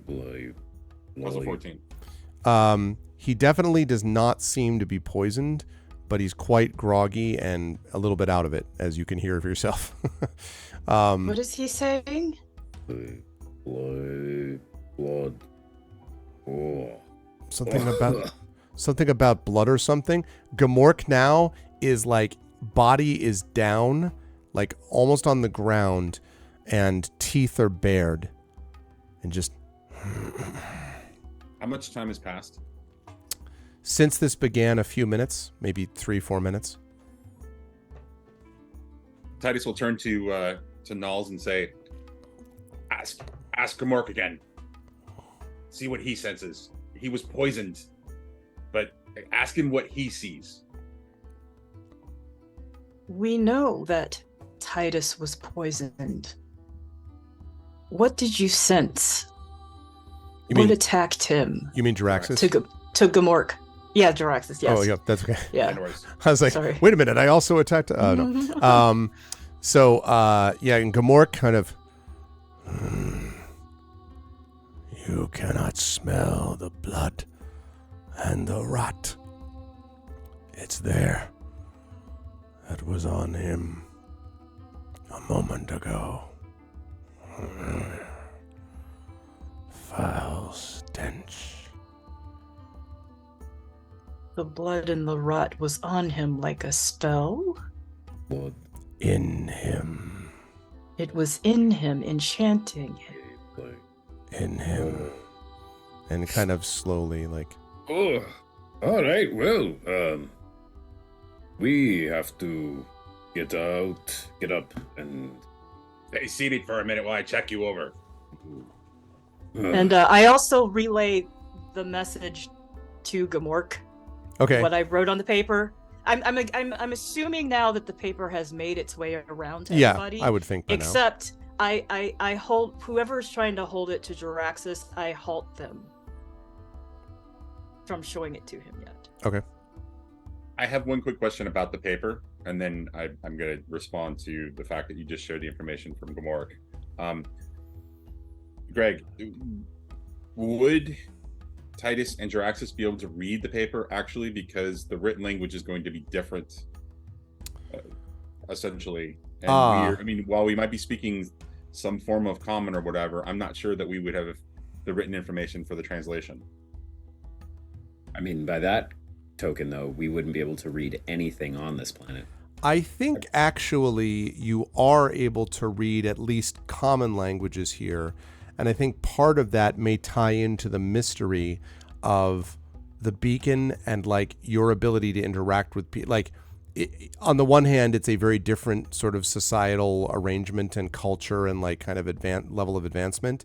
And on the other hand, you've seen some pretty amazing stuff down here. And so the planet is sort of in a strange, weird state of fluid time in terms of technological development. So I would say probably you can actually read it. And it might occur to you, Titus, that like, that's weird that we can do that. Again, common languages. There are other languages clearly that you would not understand. But this is written in a kind of common language. You think you probably could actually. Okay. Yeah. All right. So Titus will then turn to Fob and Nulls and I'm blinking on her name right now. Elu, and say, are any of you aware of blood magic being combined with the Magitech? Like, do you have the concept of using the body or the blood? Some cultures use blood as a symbol of like the base of their ability, their talents, their interactions with the fantastic. And Elu kind of shakes her head, and Gamork does not respond. Of course. So yes. Okay, I'm all right. I'm okay. I'm good. So there is a woman here. Greg, also the voice that I was hearing that was saying play in blood and it is mine or you are mine, all that stuff. Was it all a feminine voice or did it seem like voices? No, the echoey voices sounded all different types, high, low, etc., and did not sound like the same voice that was the non-echoey, you will listen type of thing, you know. And was that non-echoey one sounded feminine? I could have matched it to the woman that I saw. Maybe, but it really was almost the tone was almost neutral. You're not sure that you would be able to match it to that face specifically. Maybe, but not necessarily. It was almost a very kind of like whispered and intense voice, which made it and sort of medium pitch.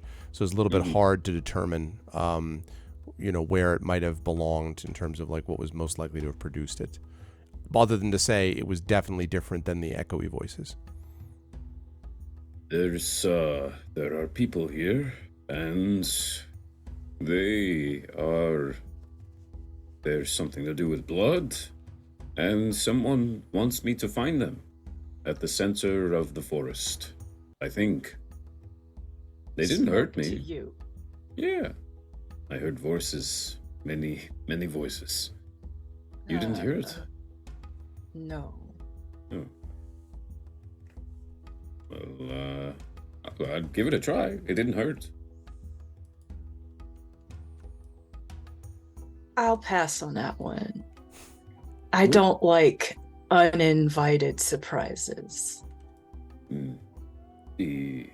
I suppose I didn't look very flattering when that was going on. I'll have to check the feed later. I'm fine.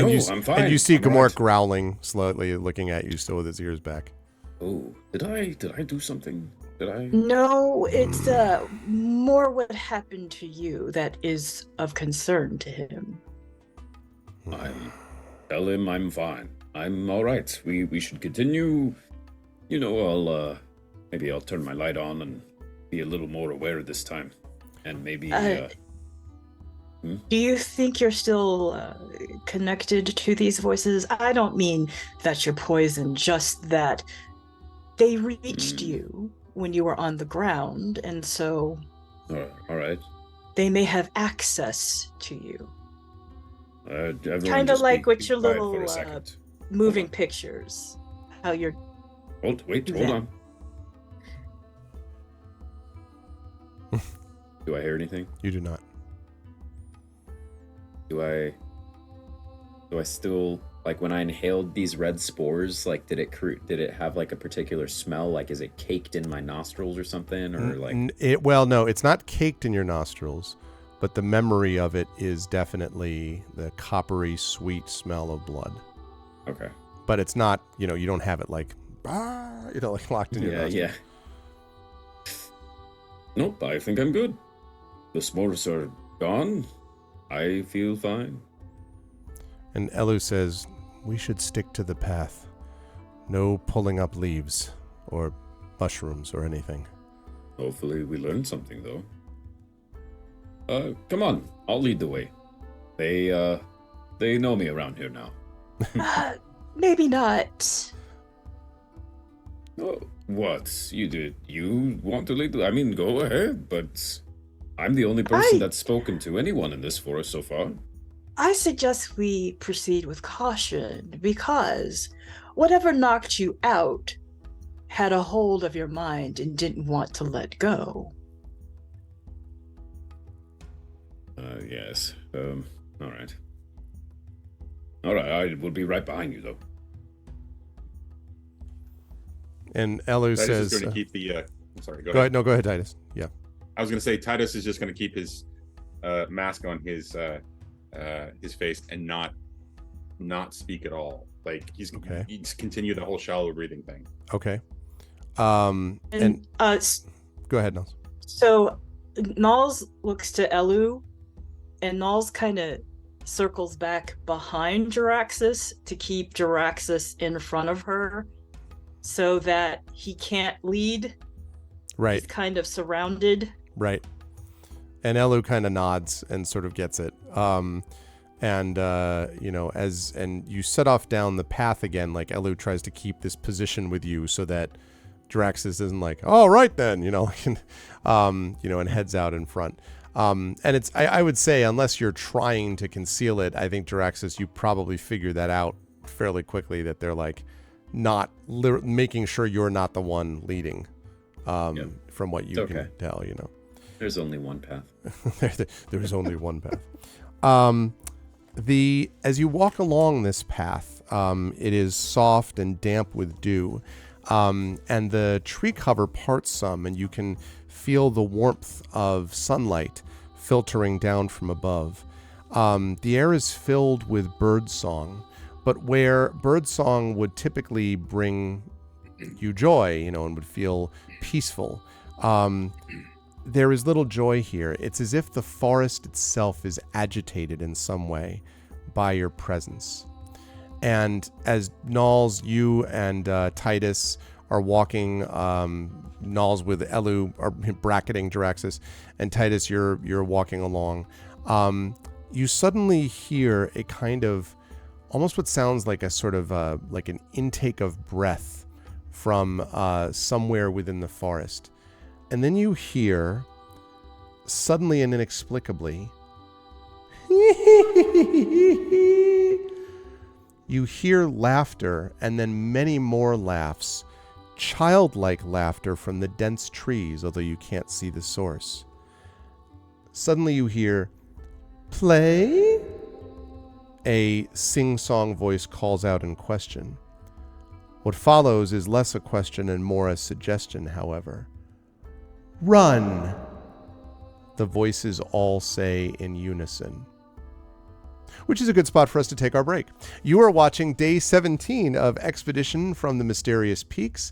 as we are in the midst of Wormwood. I hope you're all enjoying this lovely venture into a forest. What a wonderful place to be. I am joined as always by the amazing Johnny Pittman, Video Store Cowboy, by the incredible Toya Kristen Finley, and the astonishing Zach Clay. Kat is not with us today, but Kat Ramble will be back with us next session. If you like what you've seen here, please follow the channel. And remember, this is a chance for you to use your cheer in chat. If you cheer in chat using Twitch Bits, that stuff is going to be distributed to the players. So please consider doing that to support them. It is 9:25. Unless the players object, I'm going to say we do fairly short break, maybe just like a 5-minute break, and then come back at 9:30, and we will proceed on for another hour to continue as we advance through Wormwood. So chat, please hang out with us, and we'll be back in 5 minutes. Hold tight.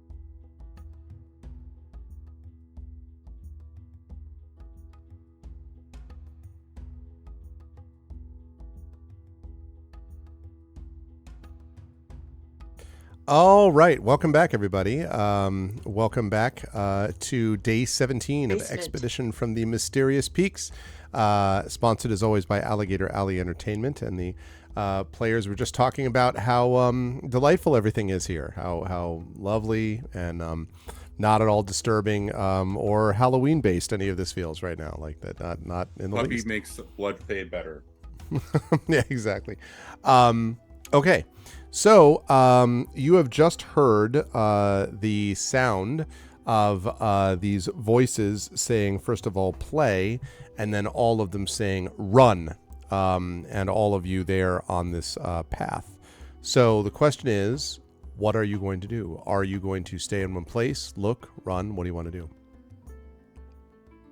Titus is going to jump on the back of Grimork if he can. Okay. Yeah, Gamork does it. He kind of looks like sort of up because you do it so quickly. And does that probably just in the nick of time, because whizzing out of the trees Titus is... Does a 16 hit your AC? Oh, yeah. Okay. You are pelted in the face for 1 bludgeoning damage by an acorn. And then more acorns and sticks come flying out of the forest. The edge of the forest. Oh. I mean, seriously. How big is the acorn, by the way? Regular size, maybe like regular size, right? Like, or I don't know. trying to describe how big it is. Maybe that size. And is there discoloration or anything else unusual? No. About it? No, I would not say so. It is brown and green. It might actually look a little more greenish than brown, as if it's a acorn that is, before it's fully ready to fall from the tree has been taken. Nulls, how's a 13 do for your AC? Does that hit it or miss? I think mine is 13. Hold on. It's 13. It's an armor class, right? Yes. So Yeah, it's 13. Your AC is 13? Okay. So you are also hit on the side of the head by a stick for a single point of bludgeoning damage. Another one goes, and Elu sort of, now they begin to come very quickly. Jaraxxus, one flies out at 9, which I assume is not going to hit your AC. But Elu sort of covers her face and she says, well, we need to run then. As like now a just shower of acorns and stones and sticks is coming in from all directions. They're just sticks and stones and acorns. I don't see the threat yet. 21, Titus. You know the answer to that. You are hit by a non-threatening stone for another point of bludgeoning damage. Nulls is running, by the way. Okay. Also, I may be saying that, but I'm on the back of Grimork. I'm at the mercy of Grimork. Yeah, so... Grimork definitely, especially when Null starts to go, Grimork kind of sort of yelp growls and then is off following along with Elu. And as they start to run, you hear this hysterical giggling and laughing coming from the trees. Again, the voices sound childlike, and Jaraxxus, they do sound vaguely like the ones you heard in your dream, the echoey ones that you heard in your dream, not the "you're mine," not that one, but the echoey ones. But it's a little hard to tell since unless you're now being pelted by a veritable shower of this stuff unless you run with everybody else. Jaraxxus is going to try to focus his sight through his recording unit and wants to get a good shot of what these things look like, if at all possible. Okay. Another acorn goes whizzing by your vid camera, just missing the lens actually, but does not hit you. You have not seen anything throwing these things. You've just seen the objects flying out of the greenery. Can I look up at the greenery and see if I see what's throwing these things? Go ahead and make a perception check for me. Let's see if you do. All right. And Titus and Nulls, I know that you're running. I'm assuming that Fob is going to be running too, unless someone's like, no, Fob would never do that. I feel like Fob would be jumping into the shadows at this point. Okay. 16.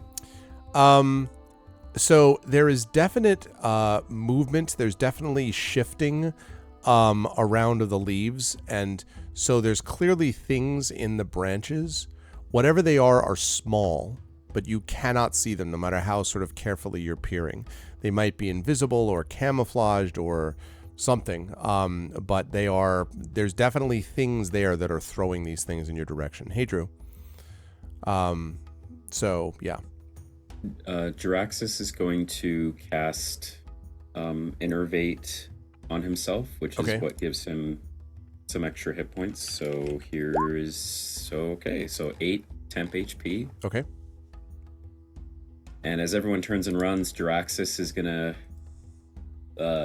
dig his feet into the leaves in the ground and will pick up a stick and will hold the stick out towards the canopy and say, "That's all you have?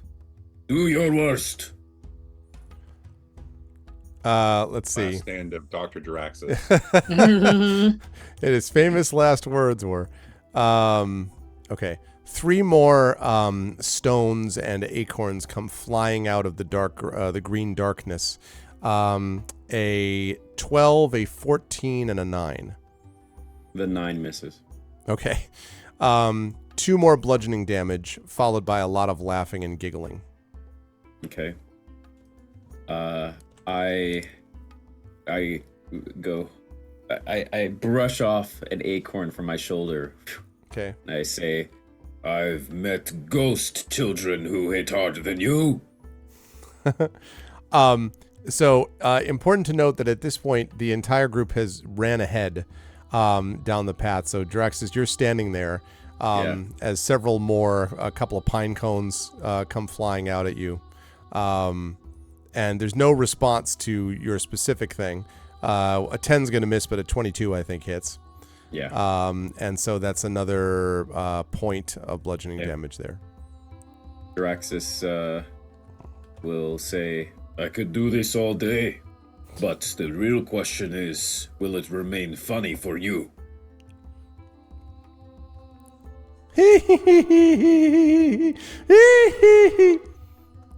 Giggling, laughing. I'll stare up at the trees and sort of like pace around in a circle, do a 360 looking around me. And I would like to... I have a large branch narrowly misses your head.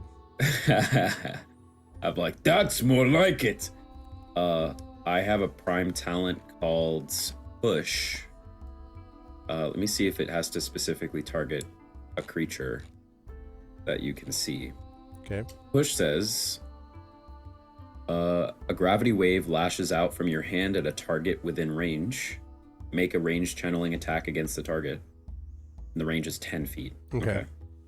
So Yeah. is there any world where I could get up right next to a tree and aim upward and try to push the canopy? Oh, I mean, you can definitely get up close to a tree. You're just going to be exposing yourself to whatever's up there, but you can certainly, get close to a tree. Yeah, let's do it. Okay. So you get close, and then you do that push thing. Sort of up in general, because you can't see anything still other than just the greenery. But okay. Yeah, it says on a hit, it would force the target or it would take force damage, and then they would make a strength saving throw, and the target could be pushed 10 feet away. But my target, I guess, because it doesn't say creature, my target is the branches themselves. So my goal is to try to just like separate the branches or knock them or basically try to get this creature to fall out of the tree. Okay. All right. Go ahead and make your attack. Okay. Also, 11 and 9 go flying your way. A 9 misses.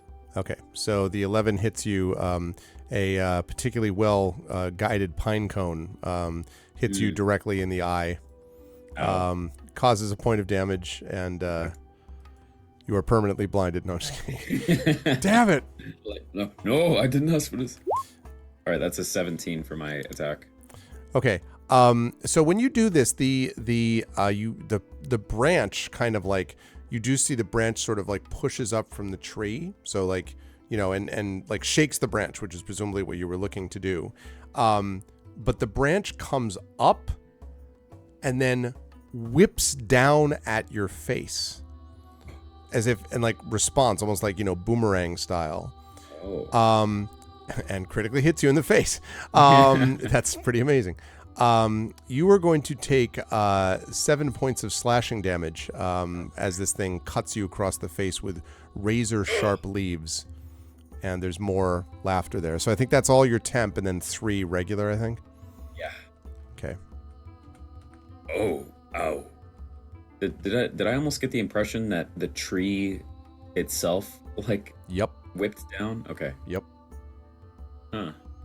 And as you look around, Draxus, you can see a lot of the trees are doing stuff like that. All right. And Word Draxus pause. says, I've got you. I've learned your secret. and Now I'm going to run. and I turn and I catch up with my friends. I've learned everything. Turns, runs away. Yes. Exactly. Like the dude in Princess Bride. Okay. So you all run, and after about maybe 30 to 35 seconds of kind of like running, zipping around and running around this sort of path that switches back and moves forward, suddenly the giggling and the hail of acorns and stones and branches and all that abruptly stops. It just ceases. And Jaraxxus, you, several, probably a good minute or so behind your companions, note the same thing. And after about another, 45 seconds, you can see your companions ahead of you on the path, surrounded by nearby you've got acorns and all that kind of stuff in the ground, but nothing else. And the forest has gone silent again. No laughter, no voices.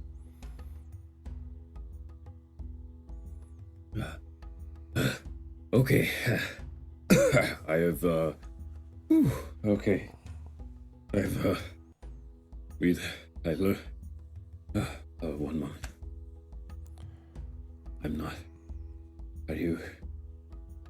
Titus, your legs are so much smaller than mine. How do you run faster than me?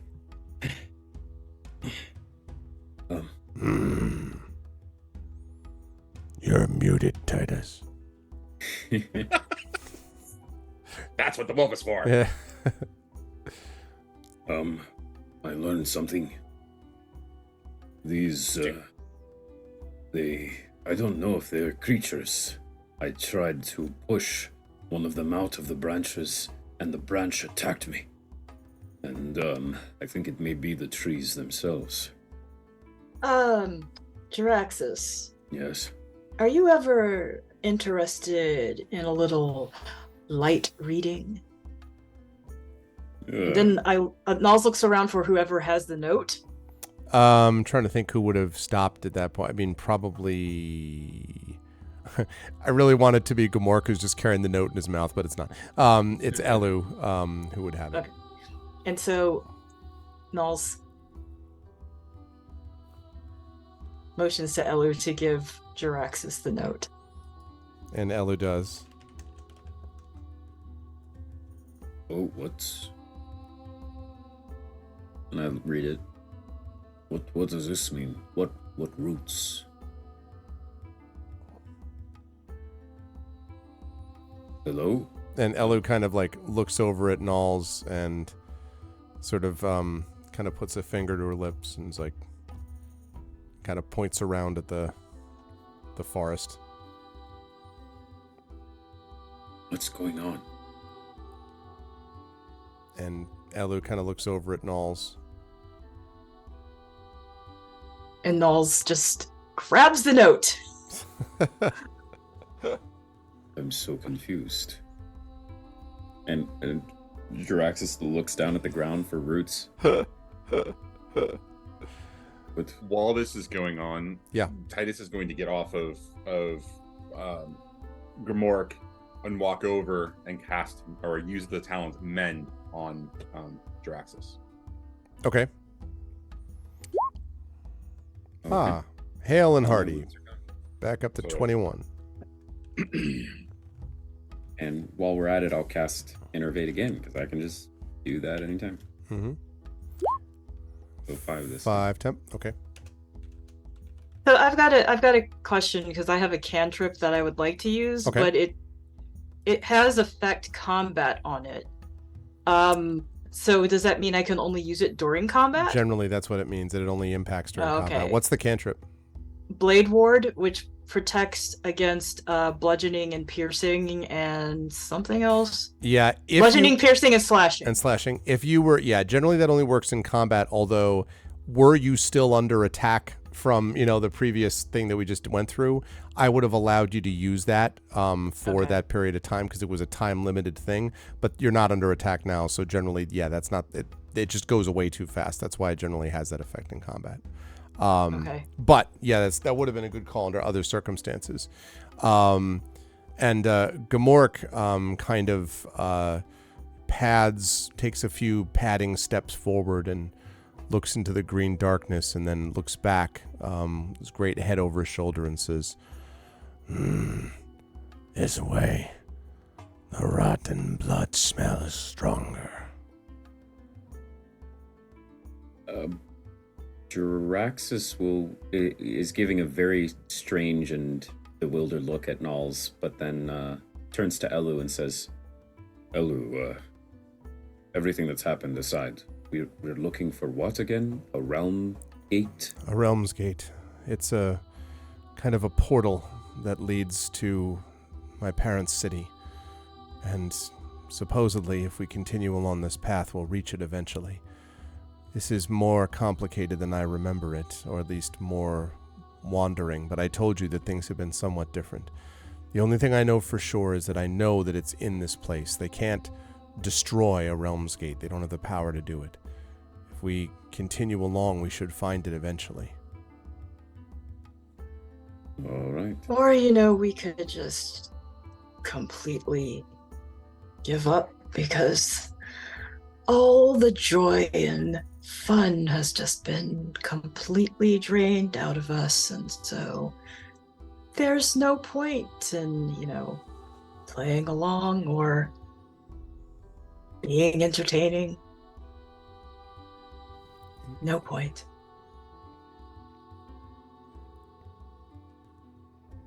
Did you inhale some of those same spores that I had? Maybe, but I'm so boring and uninteresting.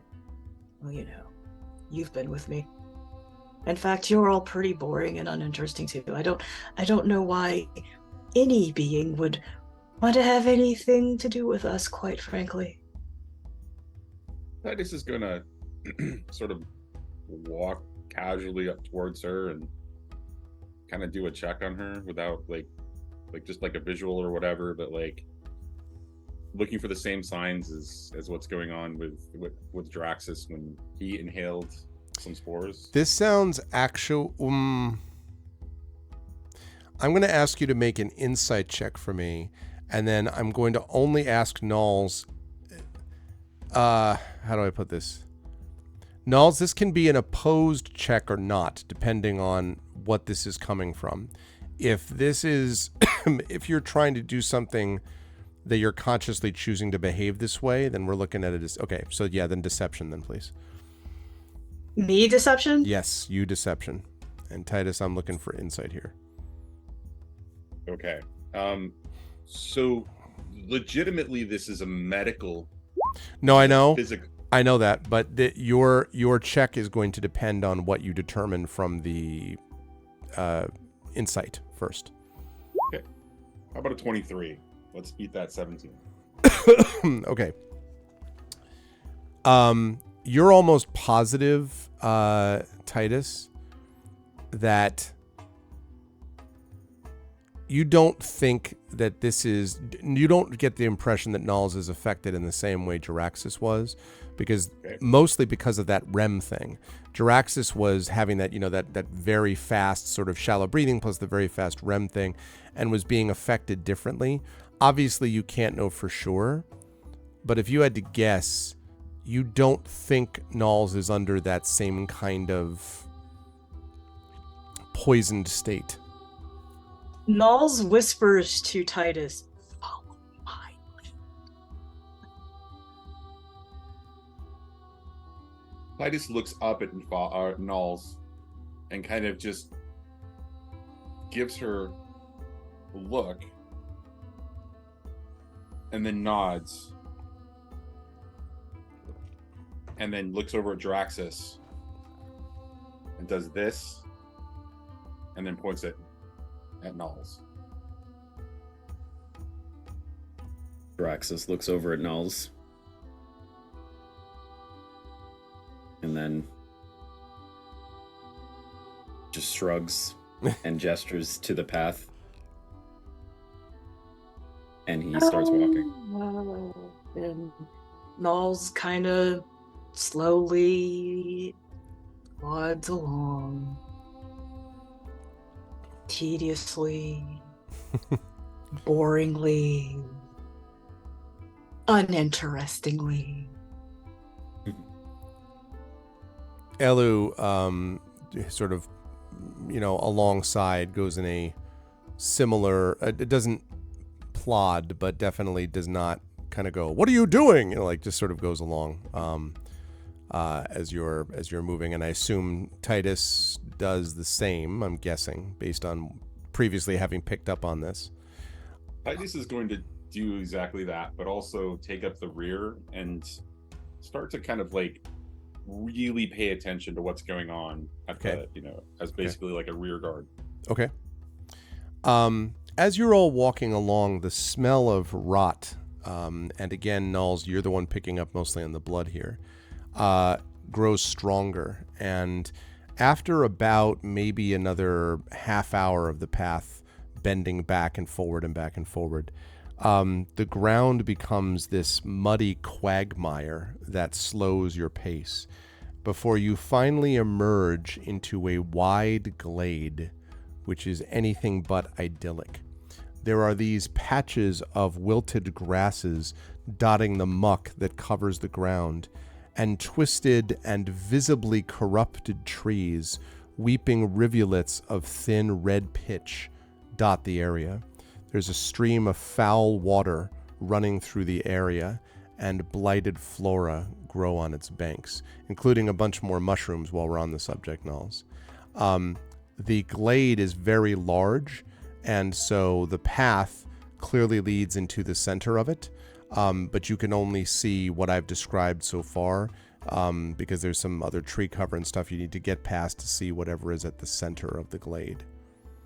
Can I still speak to Gamork? By now, no, because I think speak with animals is like 10 minutes, right? I think. Yeah. No, because now it's been about at least a half hour, maybe 45 minutes. You could cast it again, because I think you have another one, right? I think you do. Blah, blah, blah, blah. I mean, I don't know if you want to use them. You decide how you want to use your spells, but For some reason. Sorry, go ahead. Oh, sorry. It didn't record my. Yeah. I have 4 slots actually, so I've only used 1. Okay. Does everybody want me to use it again? Uh, or hold on to it? You were. Oh. I thought you were the one that was about to talk to him. Or was it that Titus was? I forget. No, Titus was going to talk to Elu and ask her a question. Okay. But yeah, it's up to you, Nulls, I think. Okay. Knowing what the situation is, I think, that it's probably, let me ask the question. I'm going to ask Elu first, and then if it seems like something, because I think that Gamork sees better than we do what's going on in this situation anyways. But all right, so Titus is going to turn towards Elu, look up at her and say, when we were heading this direction, there was a path where the flora was corrupted in some way, if I remember. Is that correct? And she nods and she says, right, yes. Are the descriptions of the corruption there similar to this? Specifically this glade, but generally this, what we're seeing? And she says, the problem is it's older. I mean, all of this, admittedly, it's been a while since I've been through this forest and to this gate. But this corruption feels older. This isn't from the cataclysm. This is newer. The corruption there, has it been known to spread anywhere else? No, it was caused by the explosion, but it didn't spread from there. It was whatever was outside that was caught in the explosion was blighted. This is, she kind of gestures helplessly, different.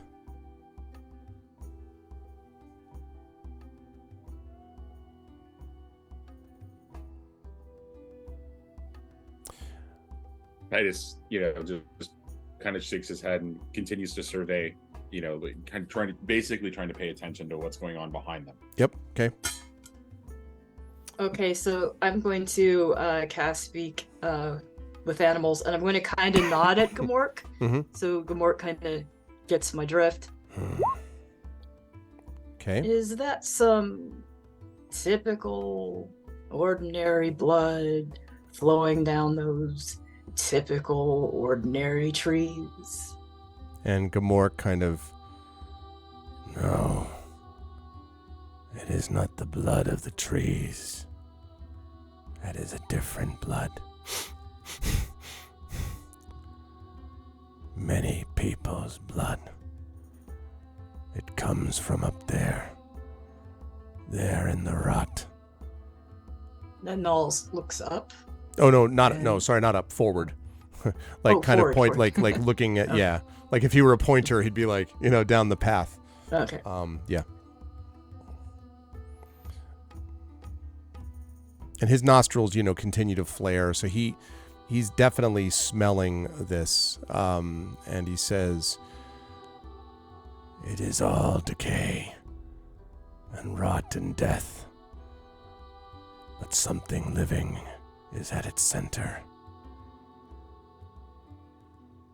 I mean, why would anyone want to make us part of their collection?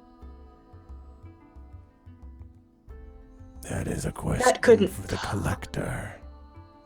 That possibly couldn't be what's happening here. And he sort of tilts his head. I do not know. But whatever it is strongest in the center. And the center is there, through those trees. I think that's where your friends were calling, Draxus.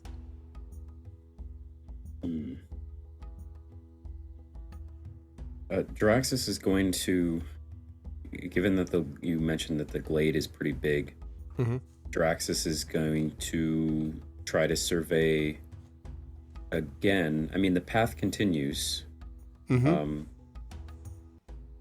But now that we're in sort of an open glade, do we see or hear or smell any signs of a realm's gate or anything out of the ordinary? No. I mean, you don't entirely. I'm not sure that you would know what you were looking for with that. Big portal, I guess. Yeah. So no. But the smell now, even you and Titus both now, can pick up on the fact that there is this sort of coppery sort of smell of blood and rot, but blood mixed in with sort of greenery and rotting mold and moss and all that. Not a gate per se, but definitely this sense, the scent that you've been experiencing a little bit has grown stronger here at the center of it. And again, the trees here are indeed blighted, but they don't seem to be, I mean, they're dying, I guess, but they seem to be sort of like filled with organic matter even while dying. It's something that is parasitical rather than scavenging. Did Gnarls, share the information from Gabork? Oh, I share everything from Gabork. Then, given what was said, I'd like to do either an insight check or a perception check or a xenobiology check of some kind. To note any, I guess what I'm looking for is basically body parts or some indication that there are bodies or something like organic, like animalistic, like fauna basically, you know, trapped or, you know, like in the ground, or like some characteristic of like in the flora that reminds me of fauna. I would say that's straight perception, actually, before we even get to the nature and all the other stuff. So yes. How about a 21? Thank you. Yeah, good stuff. You don't think so, Titus? There's obviously, you know, like living trees and you know, willows whose branches reach down and stuff like that. You don't see anything that looks obviously like bodies suspended in cocoons, or, you know, like it looks like a tree, but it's really a dryad, you know, or something like it. You don't see anything like that, nor do you see anything hung or corpses on the ground or anything like that. Yeah, no indication whatsoever that there's like even like a burial ground or any type of like mass grave or organic, like something like anything organic, like that. Yes. Mass grave and all that, no. Okay. There's clearly a lot of organic rotting matter around, for sure.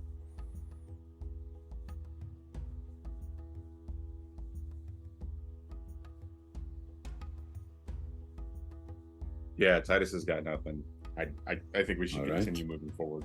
Yes, let's we'll only know more if we keep going. Elu draws her sword, and as she goes, and she says, "Whatever's at the center of this, I want to be armed when I see it." And Gamork goes into this. I'm now able to do this now that I have officially gained 2 cats in my household. Our cats do this a miraculous thing, which anyone who has a cat would know, of this, like, I don't know how to describe it. It's flowing into a step. Like, dogs don't do this, as you know, as Toya will confirm. Like, dogs, you know, like, are very much like they're grabbing they're grabbing the ground as they run or whatever. But a cat is like almost, you know, like flowing into the step, and that is exactly what Gamork is doing, almost padding with taking these almost liquid-like steps, despite being a wolf and not a tiger or a cheetah or anything like that, but is padding forward, muscles tensed, ready to spring. And as you all walk forward, you finally, doesn't take too long, actually, just about a minute, when you reach the center of this clearing. In the center of the clearing, the sunlight glints off of 6 8-foot-tall metal capsules, and they're arranged in a semicircle behind a throne, which is fashioned from the gnarled trunk of a tree. Thick steel cables snake from the bottom of each capsule across the filthy ground and into the rear of the throne. And sitting on the throne, you see this. It is a hauntingly beautiful woman sitting in the throne. She meets your gaze and smiles.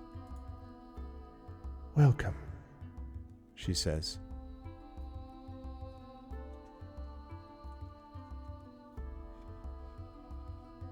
Titus looks too, sorry. Do the Everyone immediately like pause. Then they're like, "Oh my god." yeah. Do the metal pods look like they could be Magitech from this world, from Camria? Conceivably, or yes. Do they look more like from our Esper Genesis side of things? I don't want to cop out by saying either is possible. They're not like particularly descriptive. Like they don't have any obvious markings or anything like that, but they are unquestionably, how do I put it? Like I was about to say scientific in origin, i.e. not sort of naturally created, not organic. But I'm going to change my mind about that, because the way that the cables weave from the capsules into the trunk almost feels like a mixture Jaraxxus, which makes you think maybe this is more likely to be Magitech based than anything else. Magitech, you've all noticed, you noticed this with Gmork, is the combination, right, of organic, naturally occurring things with magical or scientifically oriented items to create something new. And that's what this feels like. Metal feeding into an organic structure, which is having some effect maybe on the person sitting on said organic structure. So given that, maybe it is more Magitech likely. You haven't seen anything exactly like this in your travels, Jaraxxus, but it definitely does not look like a bunch of rotting stuff from elsewhere in the forest. This looks like straight, hard science metal, but metal that snakes into this organic item as if it is combining elements together. And would an Arcana check be useful here? Possibly, depending on what you're trying to check with it. Like, what do you want to see? I want to know how much power she wields over these capsules. Probably won't be able to get that from Arcana check. You might be able to tell if there's magic radiating from her or from them. You might get a sense of that, possibly, Knowles. But you wouldn't be able to get specifics from an Arcana check about what she does or doesn't control. That's probably beyond what that would do. But an Arcana check might tell you if there's a lot of magic radiating from her or it. Okay. I'll do that. Her eyes, by the way, have no pupils. They're dark orbs. what color orbs? Black. Obsidian, if you will. Or orbsidian. Hi, Vyzen. 14. Yeah, not really easy to tell, Nulls. It would have been a hard check to make. But, I mean, again, you, having, been on this planet, know that Magitech does do these strange combination effects at times, but you've never seen anything like this. And I want to emphasize to the party how foul this all feels. It feels wrong. Like... She clearly has her own natural organic elements, but whatever these capsules, the capsules are very disturbing, I guess, to even look at. And Gmork is, hackles raised again, ears back, teeth bared, and is towards the back of the party. Titus, you noticed that since you were looking behind you.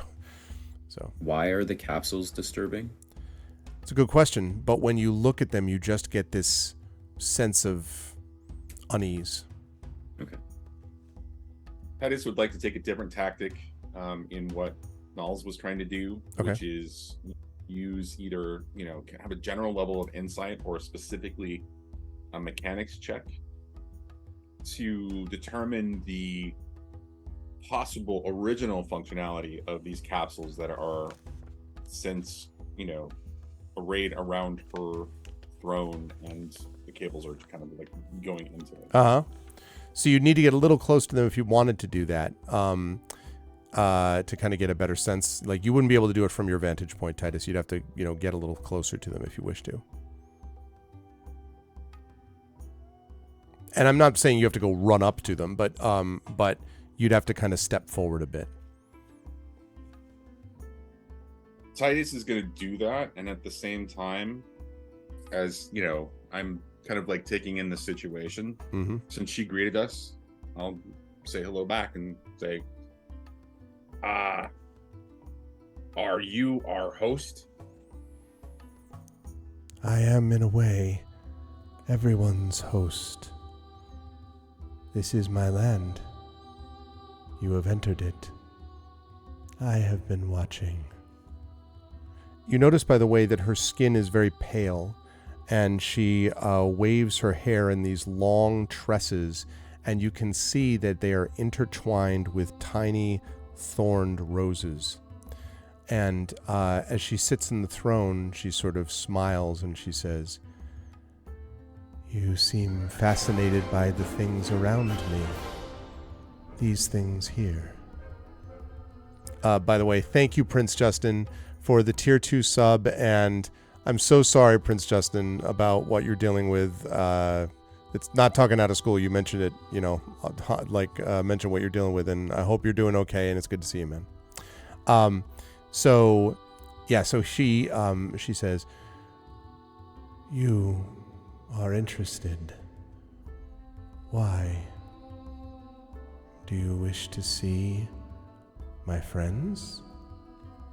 And she kind of looks back, and for the first time, Titus, you can see now that you're a few steps closer that what you thought was a full around metal cylinder is only actually full 2/3 metal, and the front of it is a dark crystalline panel on the front.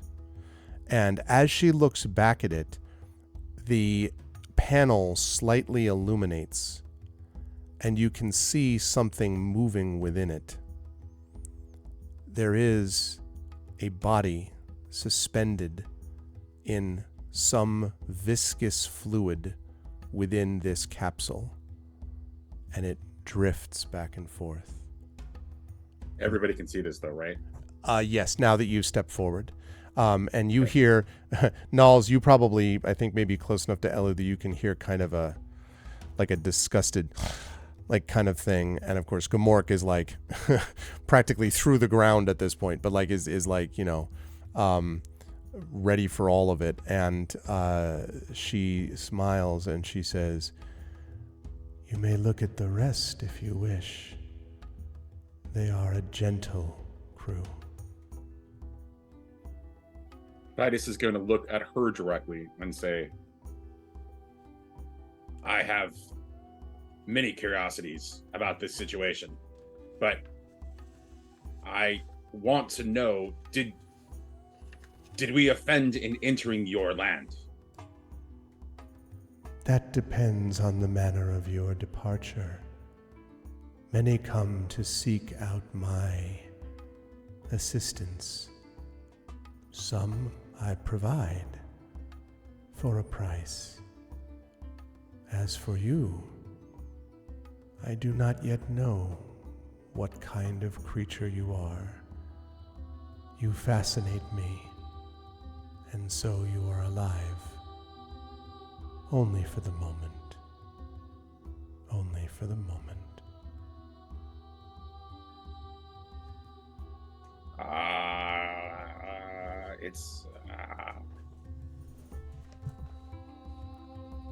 We wish passage through your land. We don't want to cause you any trouble, and we don't wish any harm to come to us at the same time. You seek the vein. The vein will lead you to the place that departs this land. You do seek it, do you not? Sorry, Nalls, go ahead. Oh, I was going to say, and we don't necessarily want to take anything from you. So many people want to take. As to that, you can take my friends if you wish, for a price. I trade more than give. Perhaps Your friend. your mutually beneficial exchange might happen. And just before you go on, Nalls, you, now that you are looking at it, can see that the stuff inside the capsule, now that the light has gotten a little brighter, is definitely a dark coppery red, and it is bubbling and churning as it pumps liquid up into these cables that then snake up into the throne. Your friends seem to be at peace. We wouldn't want to disturb them. Peace. It is a peace of a kind. Within my kindly influence, they do not decay, or change, or rot, or die. They simply are. There is a sort of peace in stasis, I think.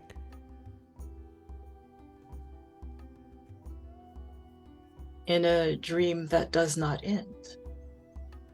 Yes, and for them, a dream that did not really begin. You know of dreams, don't you? Dreams are at the very heart of us. They propel us forward even when we don't realize that they're speaking. Yes, it is true. Dreams are pumped through our veins. They are our life's blood. Their dreams sustain me. And she gives you a smile with perfectly white teeth set off against her perfectly black orb-like eyes. That is quite a gift from them. They did not give it. It was a trade. A trade. What did you give them? What they asked for.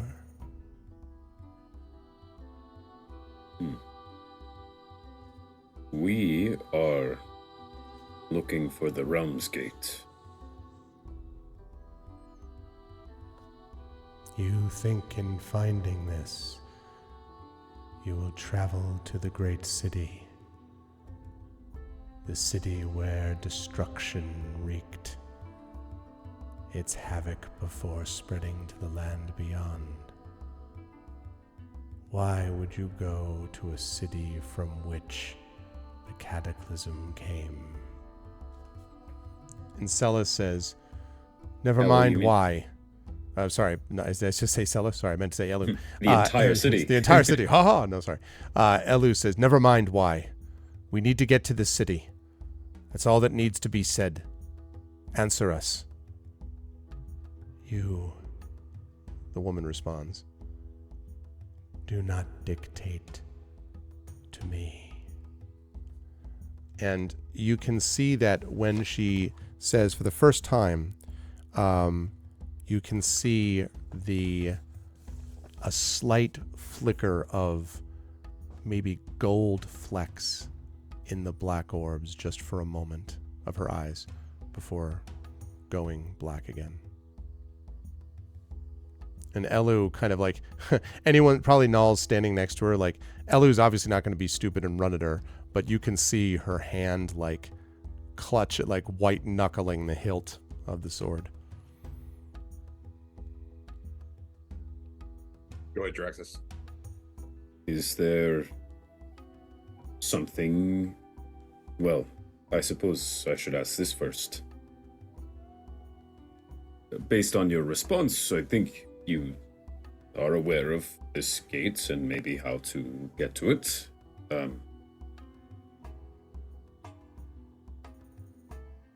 I have an idea of something maybe we could do for you. I kind of look at Titus like I'm probably going to change the subject by what I'm going to say. So I look at Titus as if you should, whatever you want to say, you can probably say it.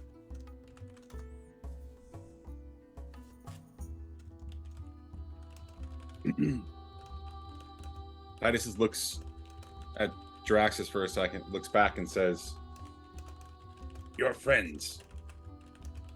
What was their bargain?"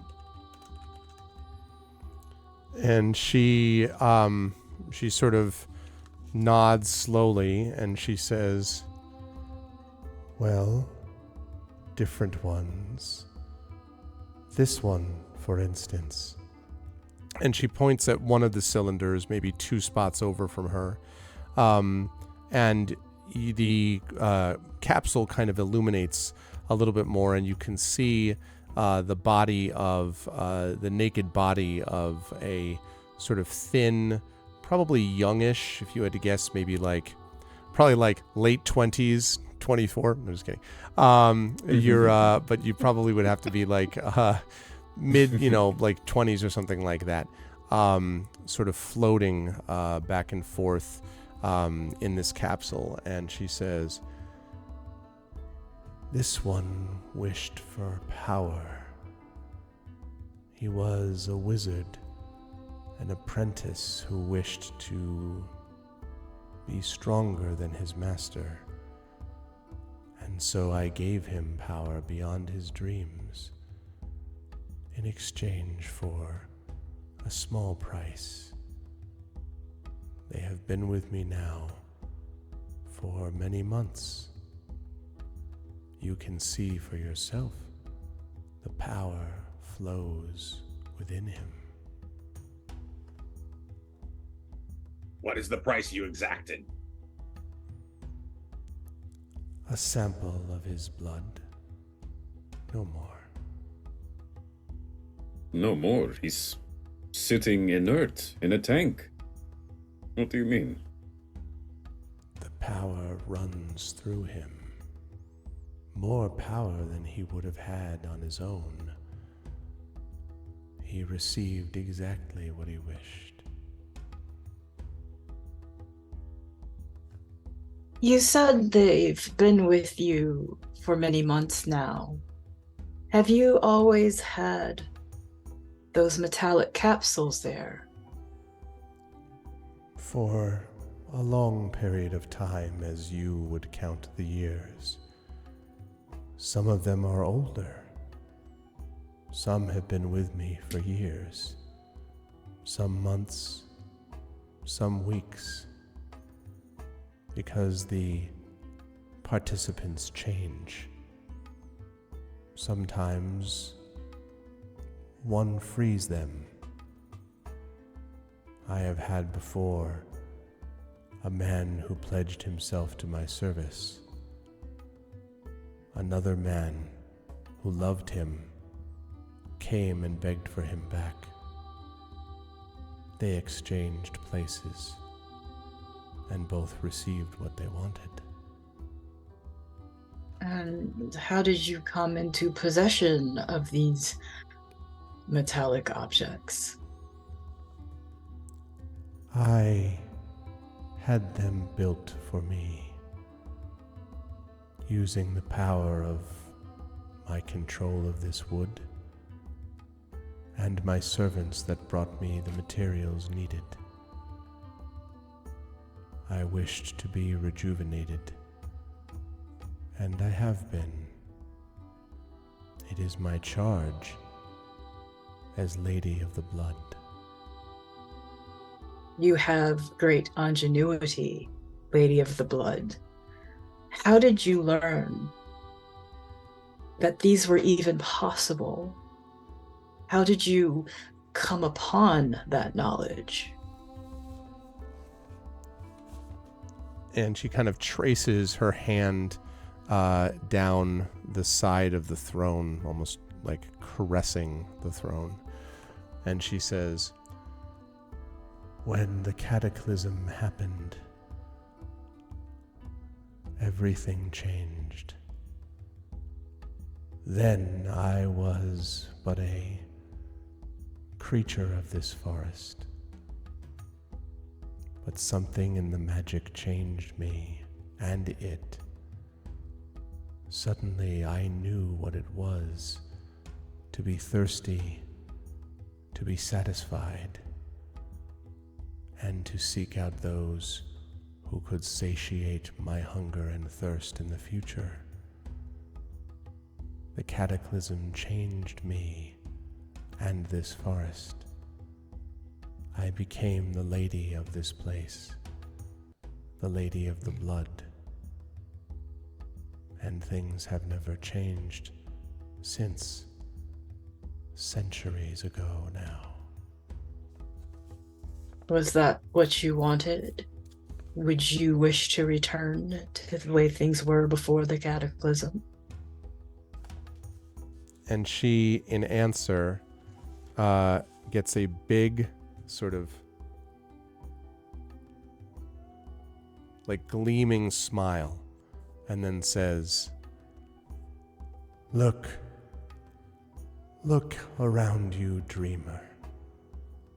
Why would I go back? Why would I change? Would one choose to be a child when they've grown to be an adult? Would I reject the blood that flows through me now? No. Nor would you, if you too had been touched by the heavens and felt the shock of godhood.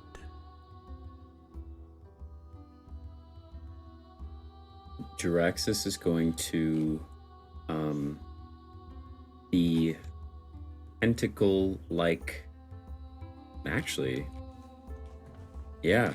So the hair, quote unquote, that Dendus have, the species that I am, our hair are these. Sorry. Oh, that was a very echoey confirmation. Yes. I'm sorry. Yes. Our hair can communicate psychic messages we can use to communicate. So a Dendus trait says your tentacles, known as Larima, can be used to exhibit a burst of psychic energy similar to the mental missive talent, which is essentially the message cantrip, but it's limited to 10 feet. So I want to send a psychic, telepathic message to Elu, saying briefly, Is it just me, or is she holding 8 people hostage? Maybe. Okay. And I'll say, and actually, Can she respond to this? Probably not, yes. right? Oh, she can. No, because it's mental missive, she can respond directly to the sentence. Okay. So it's essentially, I can communicate Okay. within 10 feet. Okay. And I'll say, She says it hasn't changed in centuries. Maybe we can change it. And Elu sort of glances, like only sort of like slightly, doesn't look right back at you physically, but kind of like slightly in that direction. And she says, This filth is holding these people. But she'll be more powerful than all of us put together, Jaraxxus.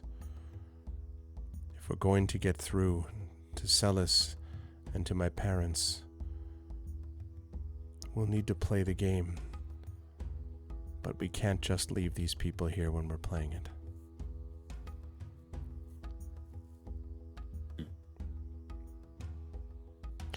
And Elu, almost like sort of perhaps inspired by what you said, she steps forward, and the Lady of the Blood's eyes like flicker over to her for a minute, like almost looking at the sword, like sort of the equivalent of what you would do if a child approached you with a wooden toy and you were like, oh, that's okay, that's cute.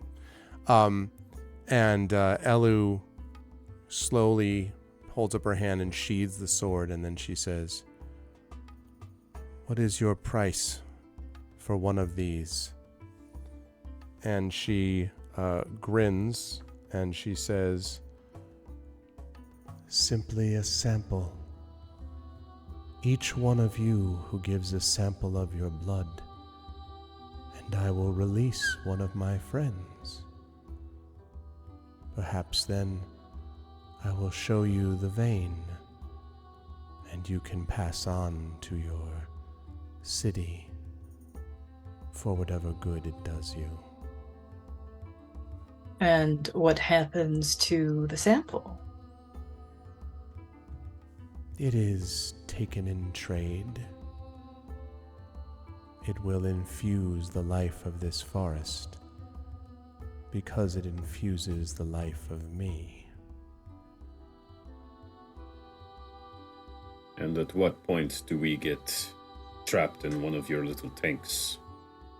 And she smiles and she says, I do not need you in one of my seats. And she kind of looks back at the other ones. My friends have given me much, but taking you and placing you within a capsule would have no interest for me. I am, though, interested in the blood that pulses through each of your veins, that makes you believe you can affect the future, that gives you hope for the present. That I would very much like to taste. Each drop of the sample you give, I would like to taste it.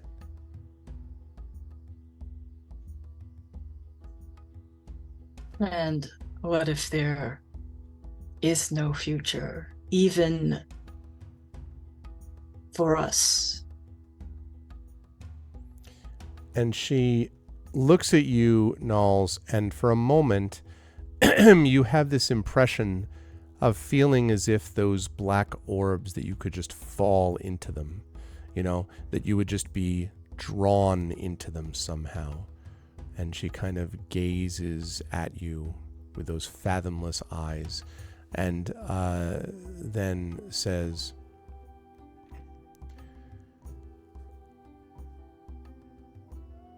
you would give only that which you could afford to give. The consequences would be not permanent.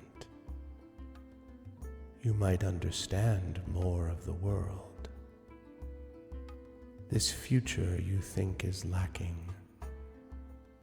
The hope you claim has failed you. Your dreams belie this. Your hope is foundational. It is the root of your being.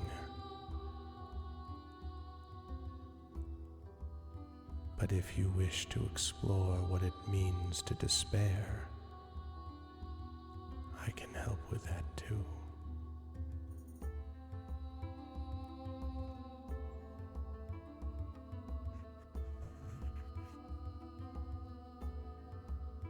And she pauses for a moment, and then she kind of takes a step back. And she had stood up to say that, and it sits back down. And she says, well, which of you will give me a sample of your blood? Free one of my friends and bring you closer to the vein? Which one of you will step forward and feed the life which pulses through this place, beat by beat? You hear behind a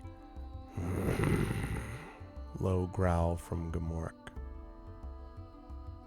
And we'll find out what the party chooses to do in our next session, because it is 10:35, and thus our time has come to an end. But we will have another session later this month. Told you it was going to get weird. Told you it was going to get weird. And Certainly. Actually, it's perfect for October, though, actually. I hadn't thought about it, but it all sort of clicked. So, yeah, the Lady of the Blood. What a lovely person. What a So nice. charming, Yeah. full of life and vitality. And Yep. Full of vigor. whew, yeah. Very well done, by the way, from everybody. I know what I loved about this session was watching all of your facial expressions as you were like, because I've been there as a player as well, as you're just like, gears are turning. You're like, what the fuck? It's just like, what, how do I'm like, we have to be like, I could just imagine you're like, be super careful. Don't say anything that's going to but at the same time, something's really bad, but I don't know.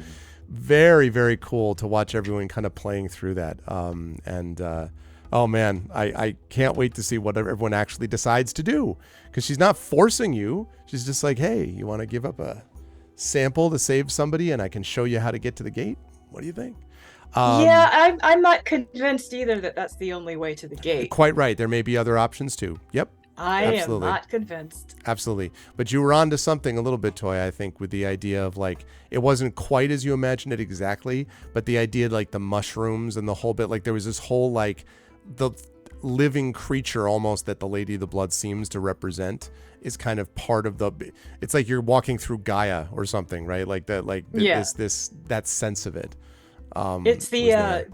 the idea came from, I forgot the name of that organism that's in Oregon. It's the largest mushroom in the world. Yeah.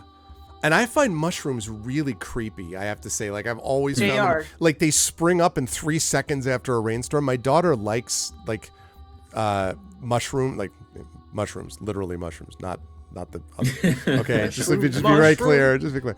But she really likes, and toadstools and stuff. She thinks they're cool looking, but they always kind of bother me a little bit. I'm always just like, like because they're so strange. And obviously they have like hugely beneficial, like fungi or can be very beneficial medicinally, but they're just weird things, and they have these Or they huge can murder you. and underground. That's right, and they have these weird underground networks and stuff. Like it's just bizarre. We've all seen The Last of Us. Yeah, we know. Yeah, how exactly. Well, yeah, Johnny brought up earlier on, like it's mixing Last of Us. But really good stuff from everybody, because you were doing a really good job at trying to be careful and in character, but also like not making the wrong move. It was very cool. Zach, I'll start with you. Bottom right. How did you? I mean, listen, Jaraxxus. First of all, I was so happy that we did the whole spore thing. Because I was curious to see if anyone was going to try to explore more of this with this strange, weird experience that it had. I think what we've all learned, by the way, is that this cataclysm sucks. Like, don't do cataclysms. Like, it doesn't work well for anybody. But you did a really good job sort of representing that. And then I loved also the you kind of being like threatening the creatures that were throwing rocks and stones at you, and acorns and all that. And there is still the leftover memory that you have of what it was that you were being, you are mine, and what was being said to you and all that other stuff. So there's a lot of things that Jaraxxus knows from his unconscious state that may or may not come into this. And that psychic message that you shared with Elu was interesting, because I wondered if anyone was going to ask that at some point, either openly or not, about the people that, whatever these creatures are that are being held in these capsules, and do you have any responsibility to them? So there's a lot of very cool philosophical and physical activity going on from you. How did you feel about today's session? Where will the fine folks find you next? Very strange. Not what I was expecting. I don't know what gave me this impression, but I thought going into this that Wormwood was like a quaint, nice settlement where like elves lived. So I was expecting like, oh, we're gonna go talk to a merchant. We're gonna go visit the elves, and it's like we did visit the elves, but not the kind of elves we're thinking of. It's a settlement. Folkloric elves. Yeah, exactly. Yeah, exactly. The Fae. Yeah. So no, very interesting, very creepy, and Jaraxxus is his drive. Is he's got to fuel the clicks. He's got to get his livelihood for so long has become what he is able to record of his own life and essentially make into something entertaining. And so in any situation where he doesn't feel like his life is in complete danger, he's going to just document every part of it and push the limit. So that's where he's coming from with everything that he did today. And I'm excited to see what we do. I have an out of the box idea of a deal to make with this lady. Although I think if Elu hadn't strongly suggested maybe we don't fight her, that Jaraxxus would be 100% down to just go into combat. But we'll see. So the fine people will find me here again for Expedition for our next episode.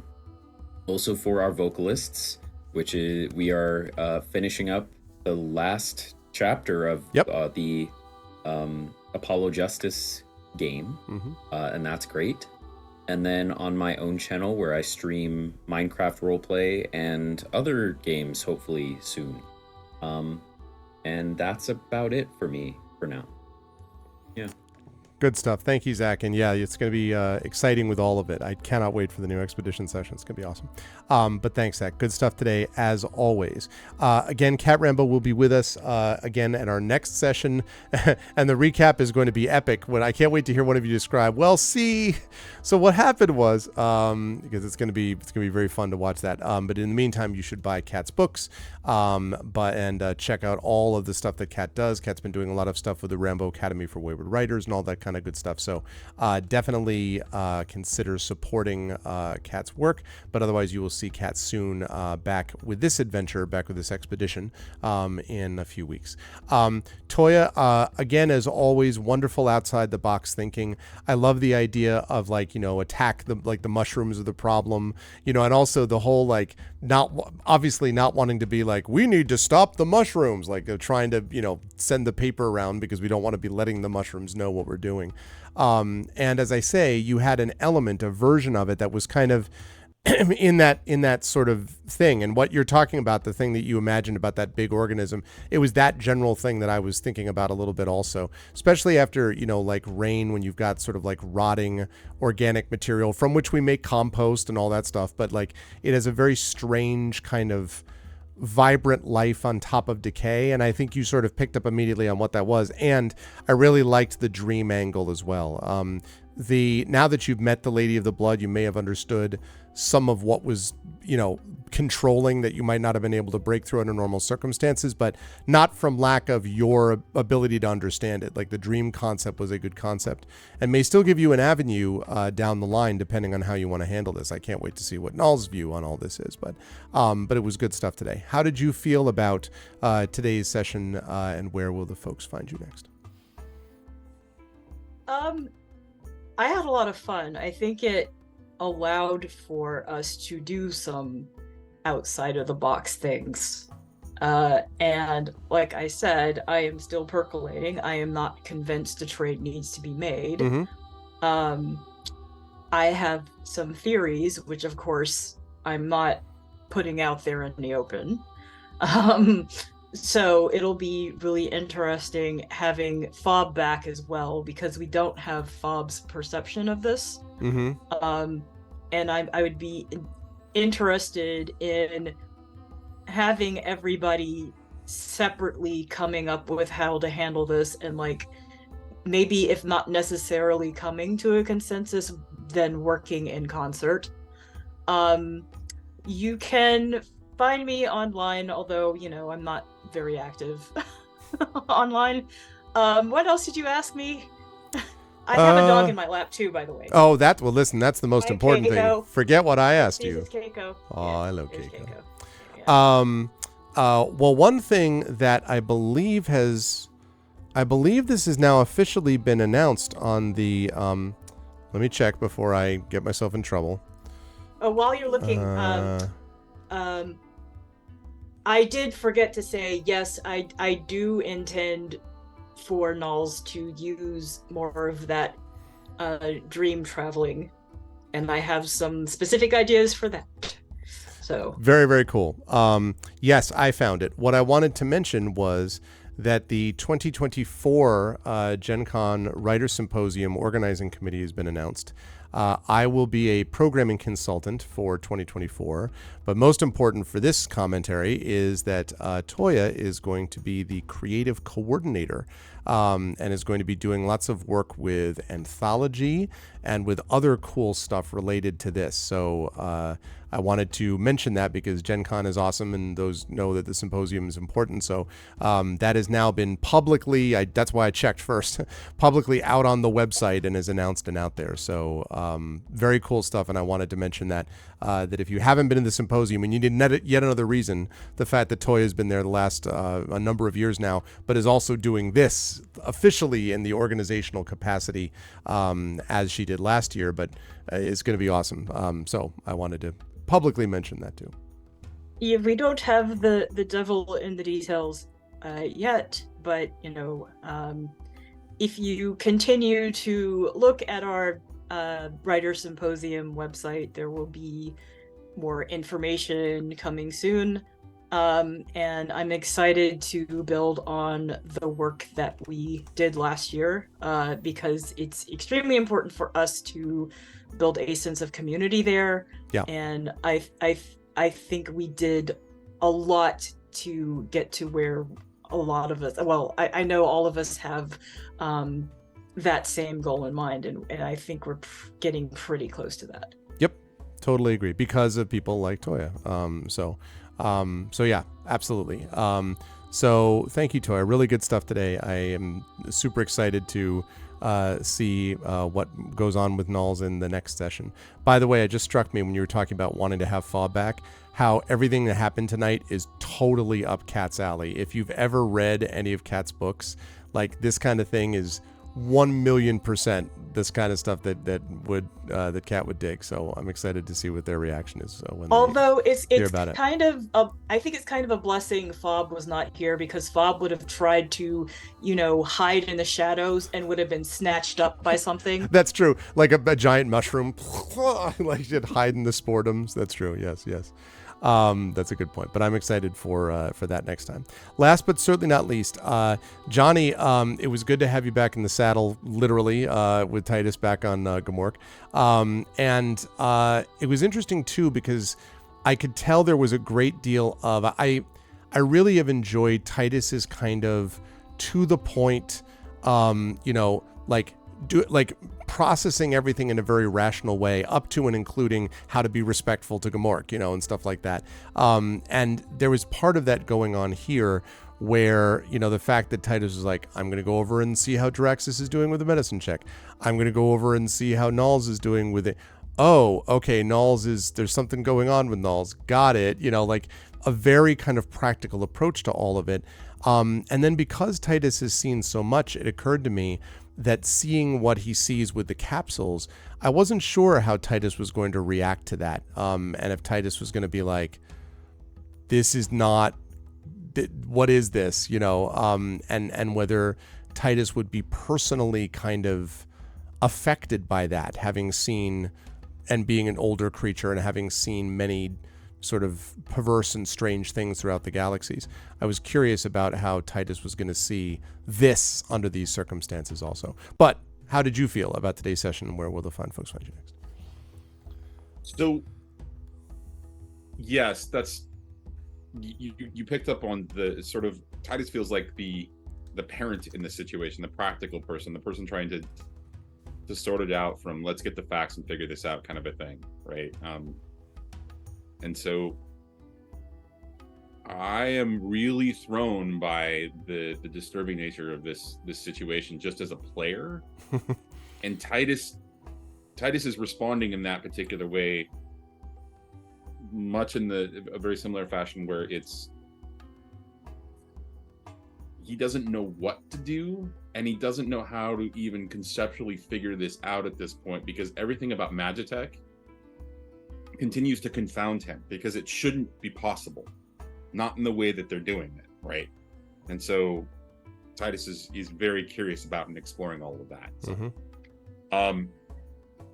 but I had a great time tonight, and I love the jumps to insight that Toya you had.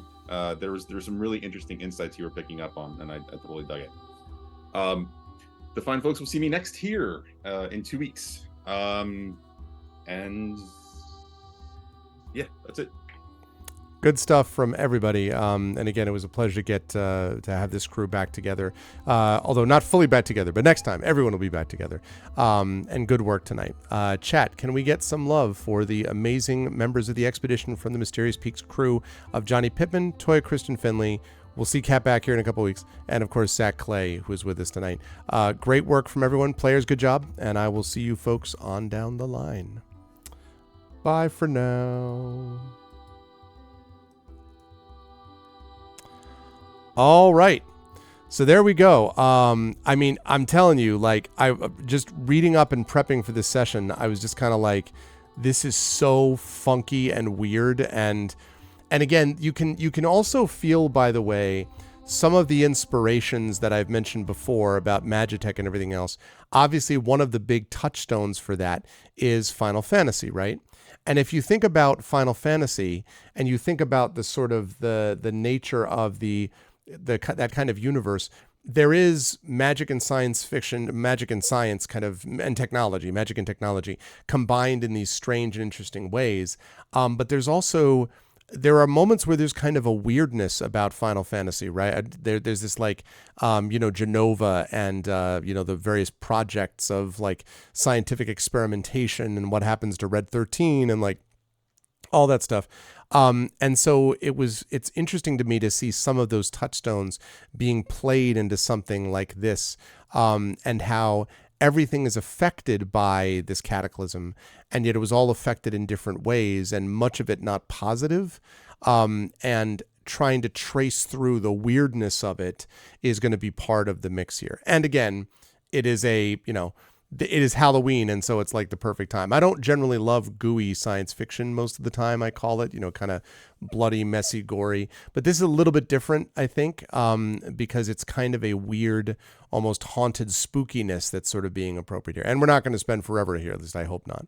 So I think it's just my own, it's not an actual term. It's just kind of a thing. I think of it as like, like Alien, like stuff where there's lots of bodily fluids and blood and creatures bursting out of bodies and stuff like that, like kind of very gory and gooey and liquidy sci-fi. Yeah, I mean, it's definitely not an official term of any kind, but no, this is not Bison. This one right here is Expedition from the Mysterious Peaks, which is a campaign written by Rich Lescouflair.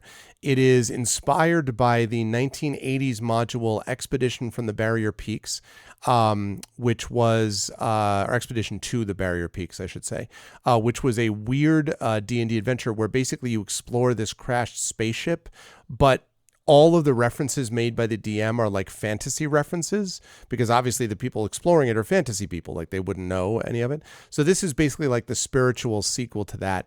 And it gets very wild, and you're going to see more examples of that wildness already as they get closer to where this cataclysm first happened centuries before. So very cool, and it mixes both Esper Genesis characters, that was Jaraxxus and Titus that you saw played by Zach and Johnny respectively, and then the D&D characters are played by Cat Rambo playing Fob. Cat wasn't here tonight, and then also Toya playing Nals Darkly, who's a human bard. That's a more fantasy character. So the mixture of fantasy and science fiction elements is combined here. There's some specific rules for that, and then also, and I even there's a moment of confusion there because I was thinking about specific resting rules, and this was just using straight 5e rules for resting, which meant that you get all your hit points back on a long rest and so on. But that's because you can mix those things sort of together.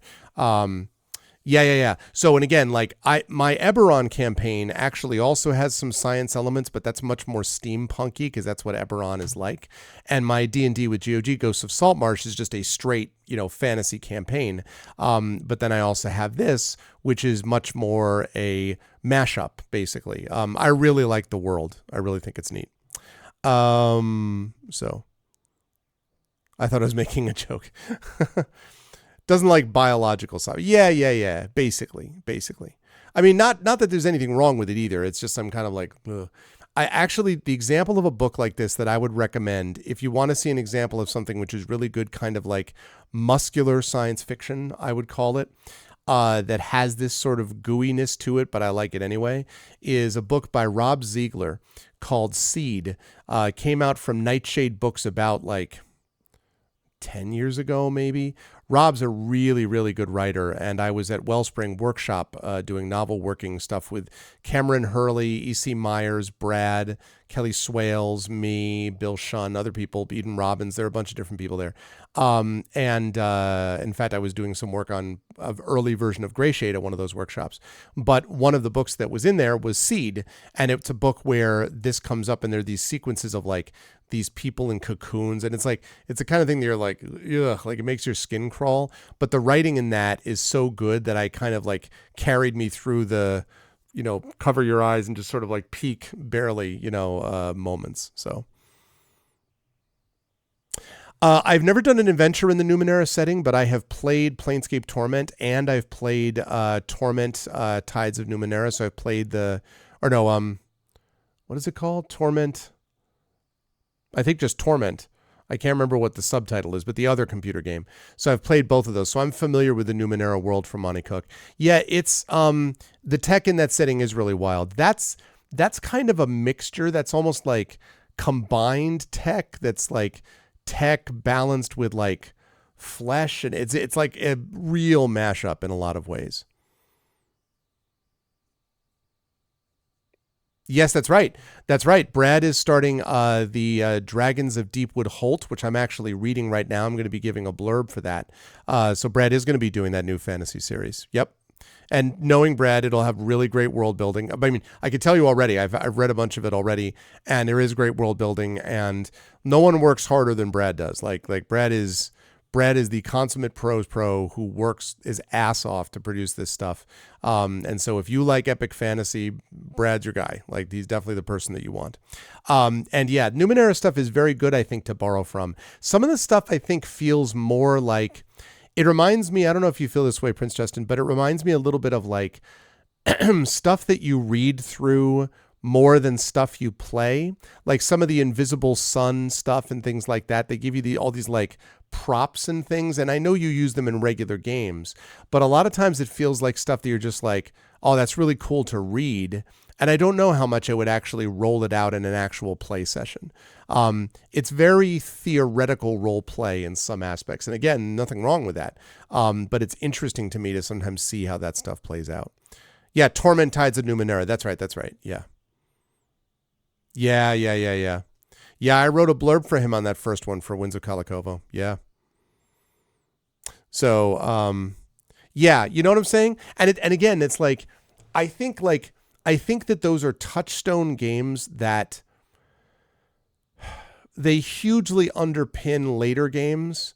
I'm thinking about a game like, so Blades in the Dark is a game which is also really fun to play, but Blades in the Dark is a game which I think is so important at its root that in a way, even if you didn't play it, the existence of it would be hugely important as a borrowing, as a kind of a contributing to the zeitgeist, or I guess, of the field.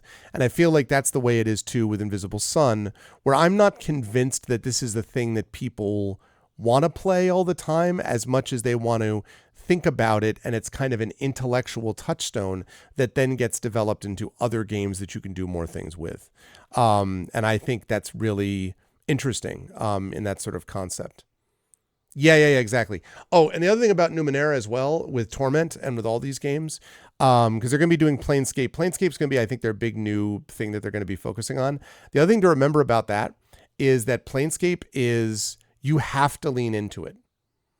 Like, you have to lean into it. If you don't lean into it, hold on a second. One second.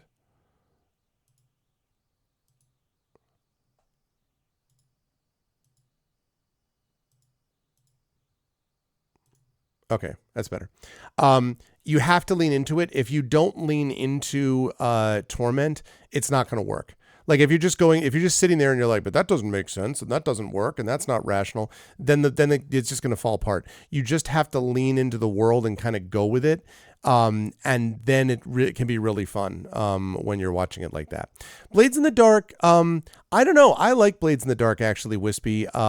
Brandon O'Brien and Mike Underwood, my friends and co-hosts for Speculate, are huge fans of Blades in the Dark, but it is fun to play. I mean, I think it's fun to play. It's got really good bones.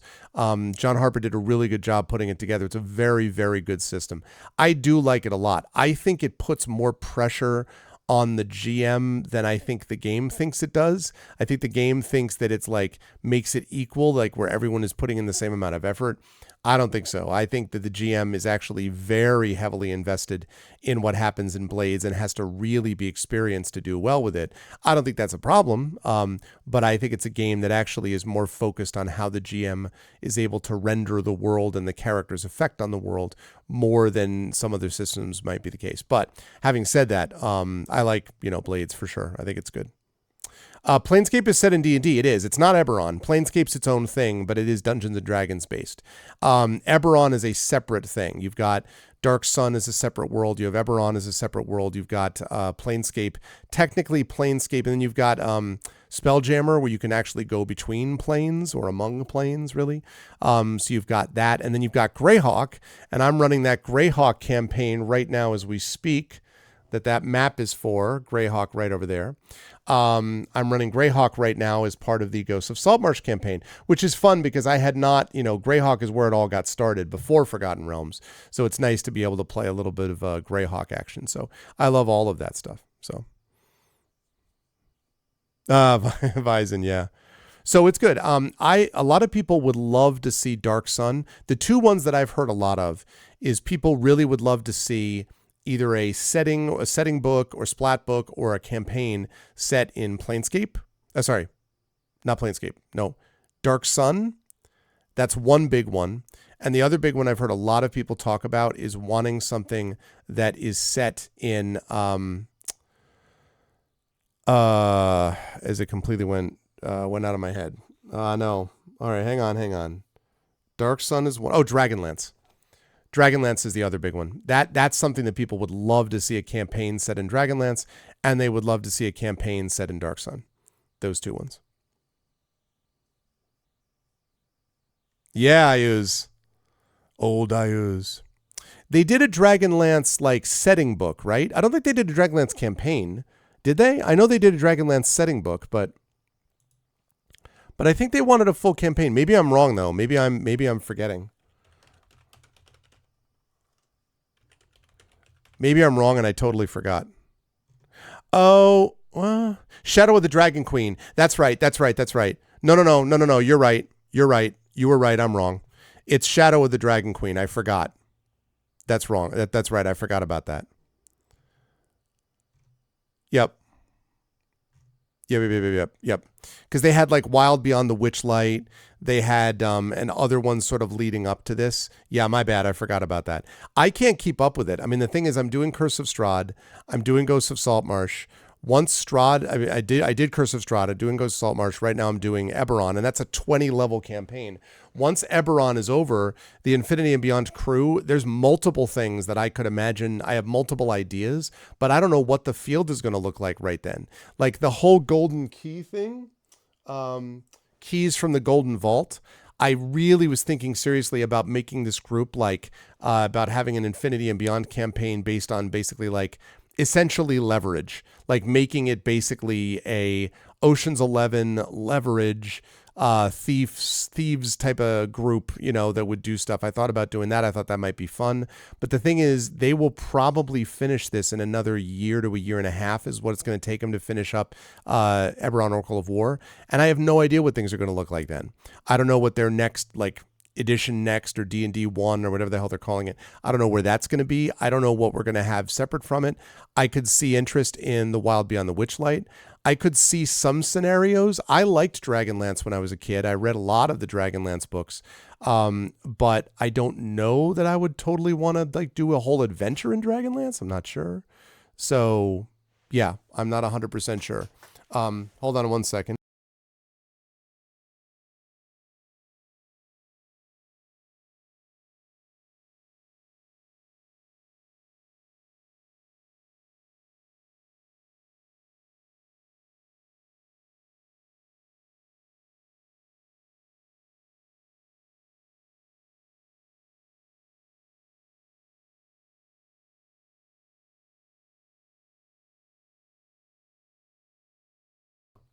Yeah, I know it was on mute. I know I was muted. I was talking to my daughter.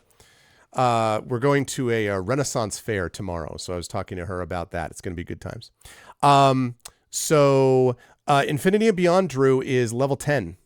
So they're about halfway. They're literally halfway through the campaign. And I was saying this the other day. I'm fairly proud of myself and them because they have gotten 10 levels in a year and a half. For a campaign that meets once to twice a month, getting 10 levels in a year and a half is pretty good progress. Like 5 levels a year. So we're talking like they're basically going up like 1 level every 4 sessions. That's pretty good.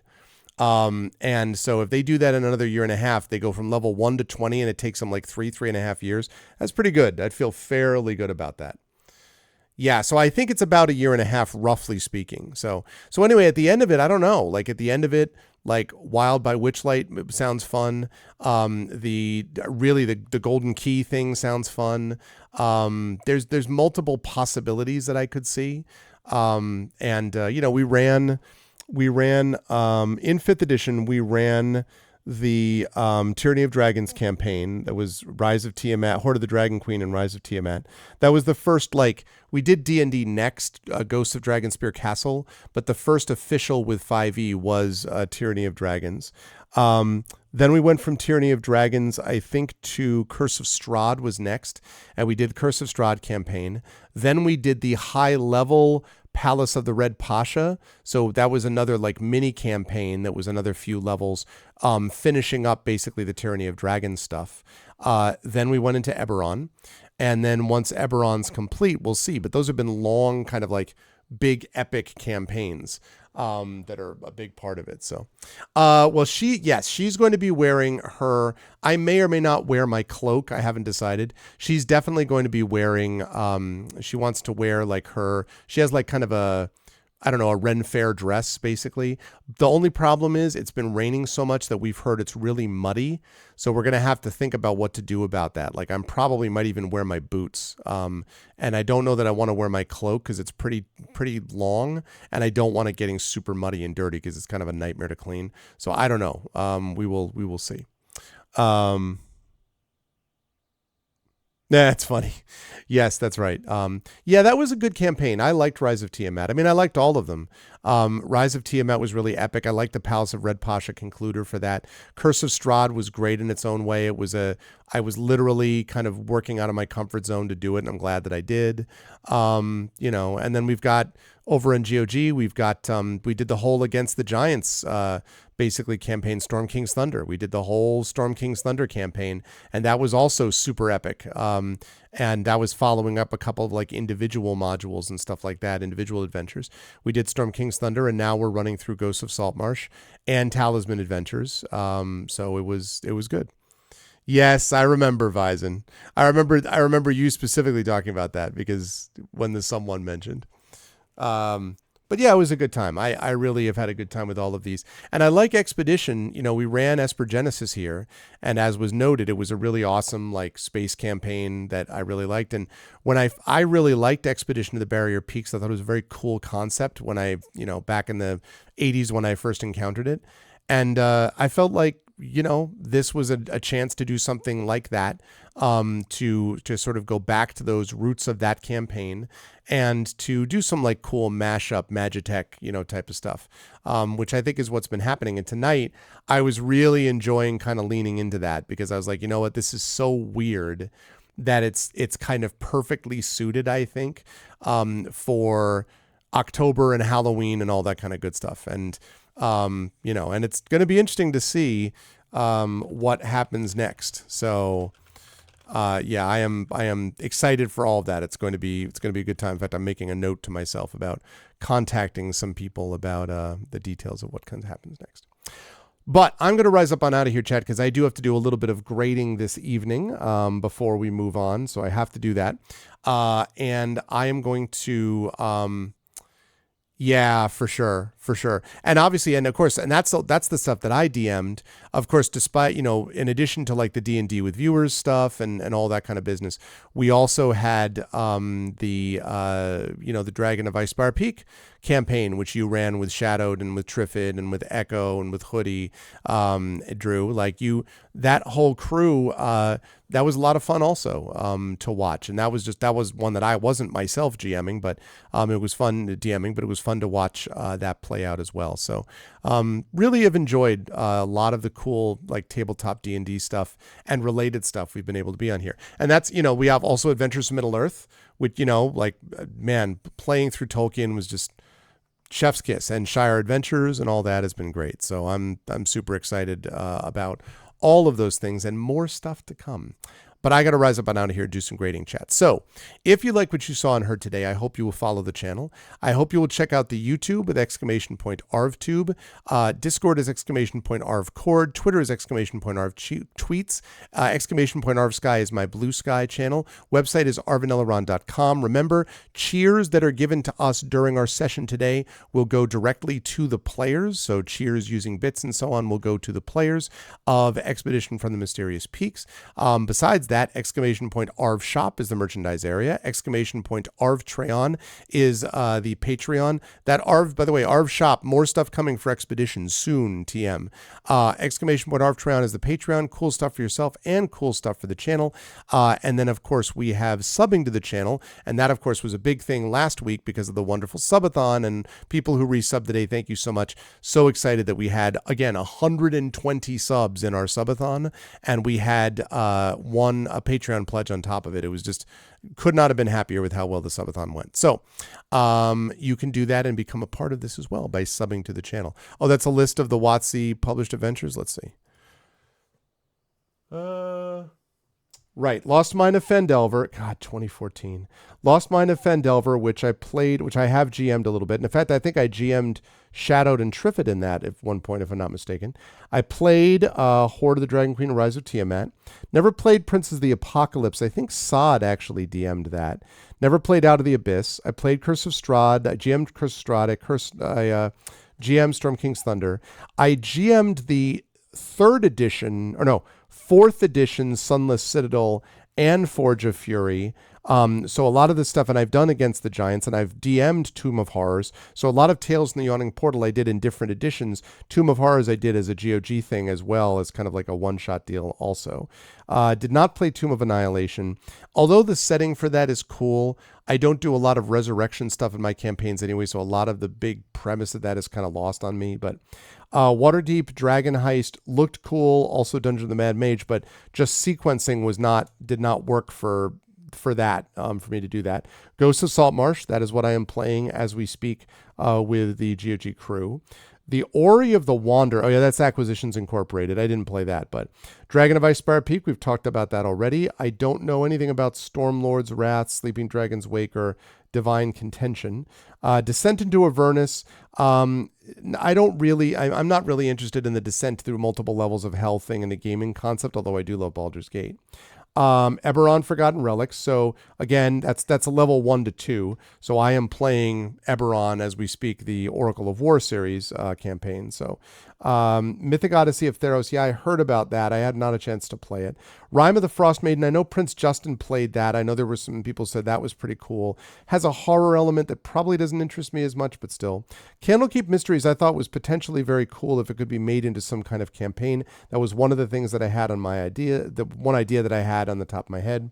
Ravenloft, House of Lament, I haven't played. I've heard of it. Wild Beyond the Witchlight, I think, is interesting and is something I've seriously considered taking a look at. Not really interested in the Strixhaven stuff, but, whatever. I played the Journeys Through the Radiant Citadel I have, and of course we had some people at the symposium, including Ajit George, who was the lead designer and editor for that as a part of it. So that's kind of neat, but not necessarily campaign-based as much as it is separate individuals, separate adventures. Dragons of Stormwreck Isle I have heard of, but that's in the starter set. I don't have that one. I do have Spelljammer, but I have not had a chance to look at or play the Light of Zarya one. Shadow the Dragon Queen we just talked about. The fact that came out, and I forgot that because of that. Keys to the Golden Vault, that's the one that I'm saying I might like to actually run with people if I can. And then Phandelver and Below, the Shattered Obelisk, that's like that starting campaign. So it would be pretty neat. You played Radiant Citadel as well. Yeah, and I knew that you played Rime. Lost Mines of Phandelver one shot. Yep, that's right. No, I knew you played with us. I just didn't remember that was the first one on the channel, but yeah. Dragon Heist came out... Dragon Heist was a couple of years ago, Drew.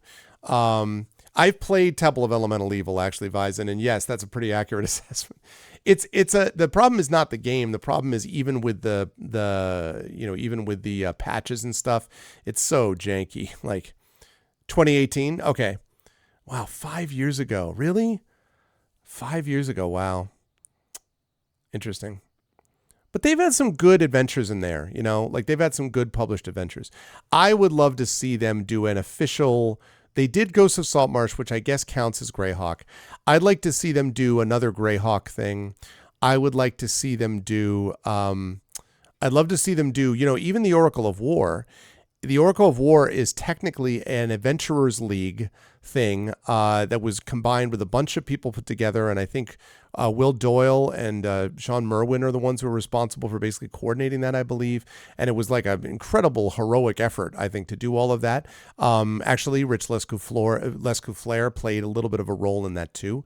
But, you know, realistically, it's not Wizards, and I would love to see Wizards do an official full Eberron campaign. I think that would be neat. Pull Keith Baker in and like just, you know, I think that would be super cool because I always found Eberron was like super interesting to me, and I continue to believe that even as I've been running this, that I've had a lot of fun sort of thinking about Eberron. But a lot of people love Dark Sun and would love to see that get out there. A lot of people would love to see Dragonlance. Again, I think they needed to do Strahd. They did so. So there are other options, you know, that are available to them. But yeah, it's pretty amazing, actually. 2014, so almost 10 years for 5th edition, because 5th edition came out, I want to say like 2013 D&D Next, something like that, 2013, 2014. So it's just about 10 years, right around there for 5th edition, and it was very successful as a part of it. So, oh, nice. Nice. I would love to see that. That would be really cool to be able to see the Dragon Heist and Dungeon of the Mad Mage. That'd be pretty slick. I would love to see that. Yeah, that'd be cool. Yeah, a little bit. But the thing that's so great about Eberron is that it repurposes creatures and puts them in a whole different context. A goblin empire that was like one of the great wonders of the age. Different understanding about where elves would or wouldn't live. Halflings that are like halfling barbarians with dinosaur mounts and stuff. Just like the different stuff that they do with it is very cool. And then things like Kalashtar and so on. There's just some very cool stuff in there. And I've always loved Warforged. And Warforged obviously comes right out of that setting. So super cool. I really like that. So, all right. Where was I? I was talking about subbing to the channel. Please do that. No. Okay. Of course, the publishing side, Icarus, my graphic novel from Athos Arts, Library, my Tales and Tomes from the Forbidden Library, my 5e adventure and source book from the sponsors of this campaign and the makers of this campaign, Alligator Alley Entertainment, and Greyshade, which is my Grey Assassin trilogy and tabletop role-playing game stuff. You can get Greyshade and Renegade right now at that link. You can pre-order Heretic, which is the last book in the Grey Assassin trilogy coming out next year. You can also get the pre-order the tabletop role-playing game from Brandon O'Brien and Alligator Alley of Greyshade coming soon, TM. And you can also get the audiobook from one Mr. Trent Sparks of Greyshade, which came out really well. And yeah, super happy and impressed that he did that. So the last but certainly not least, BLM, Black Lives Matter, important to affirm and assert the significance and importance of Black lives. Help Now, the World Health Organization page on suicide prevention. Important to reach out to others when you need help and reach out to others when they need help as well.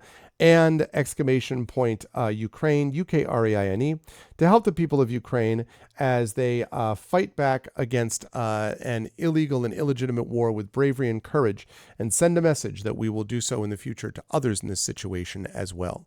Now, we are going to do a raid today because it's not super late and because we have some people out here. So this is the way you do a raid. If you are not a sub, you're going to do the Arvanauts Have Landed followed by Twitch raid, lowercase Twitch, uppercase R, lowercase AID. If you are a sub, you're going to do that Arvany Hype, Arvany Roar, Arvany Witch, Arvany Woe, Arvany Smug, Arvany Love, Arvany Blown, Arvany Fail, Arvany Crit Hit, Arvany Get Good, Arvany Sing, Arvany Ack, Arvany Woe, Arvany, all the Arvanys when you are brought over automagically to the place that we are going to raid. I'll be back with you folks, remember, on Tuesday. I'll be back with you Tuesday, noon Eastern, over on GOGCom's Twitch channel, playing some more Solasta, Palace of Ice. Been having a great time with that DLC. And then at 4 p.m. Eastern, I'll be here for Shire Adventures with a big announcement for the campaign and the future of stuff happening. So you will definitely not want to miss that 4 p.m. on Tuesday.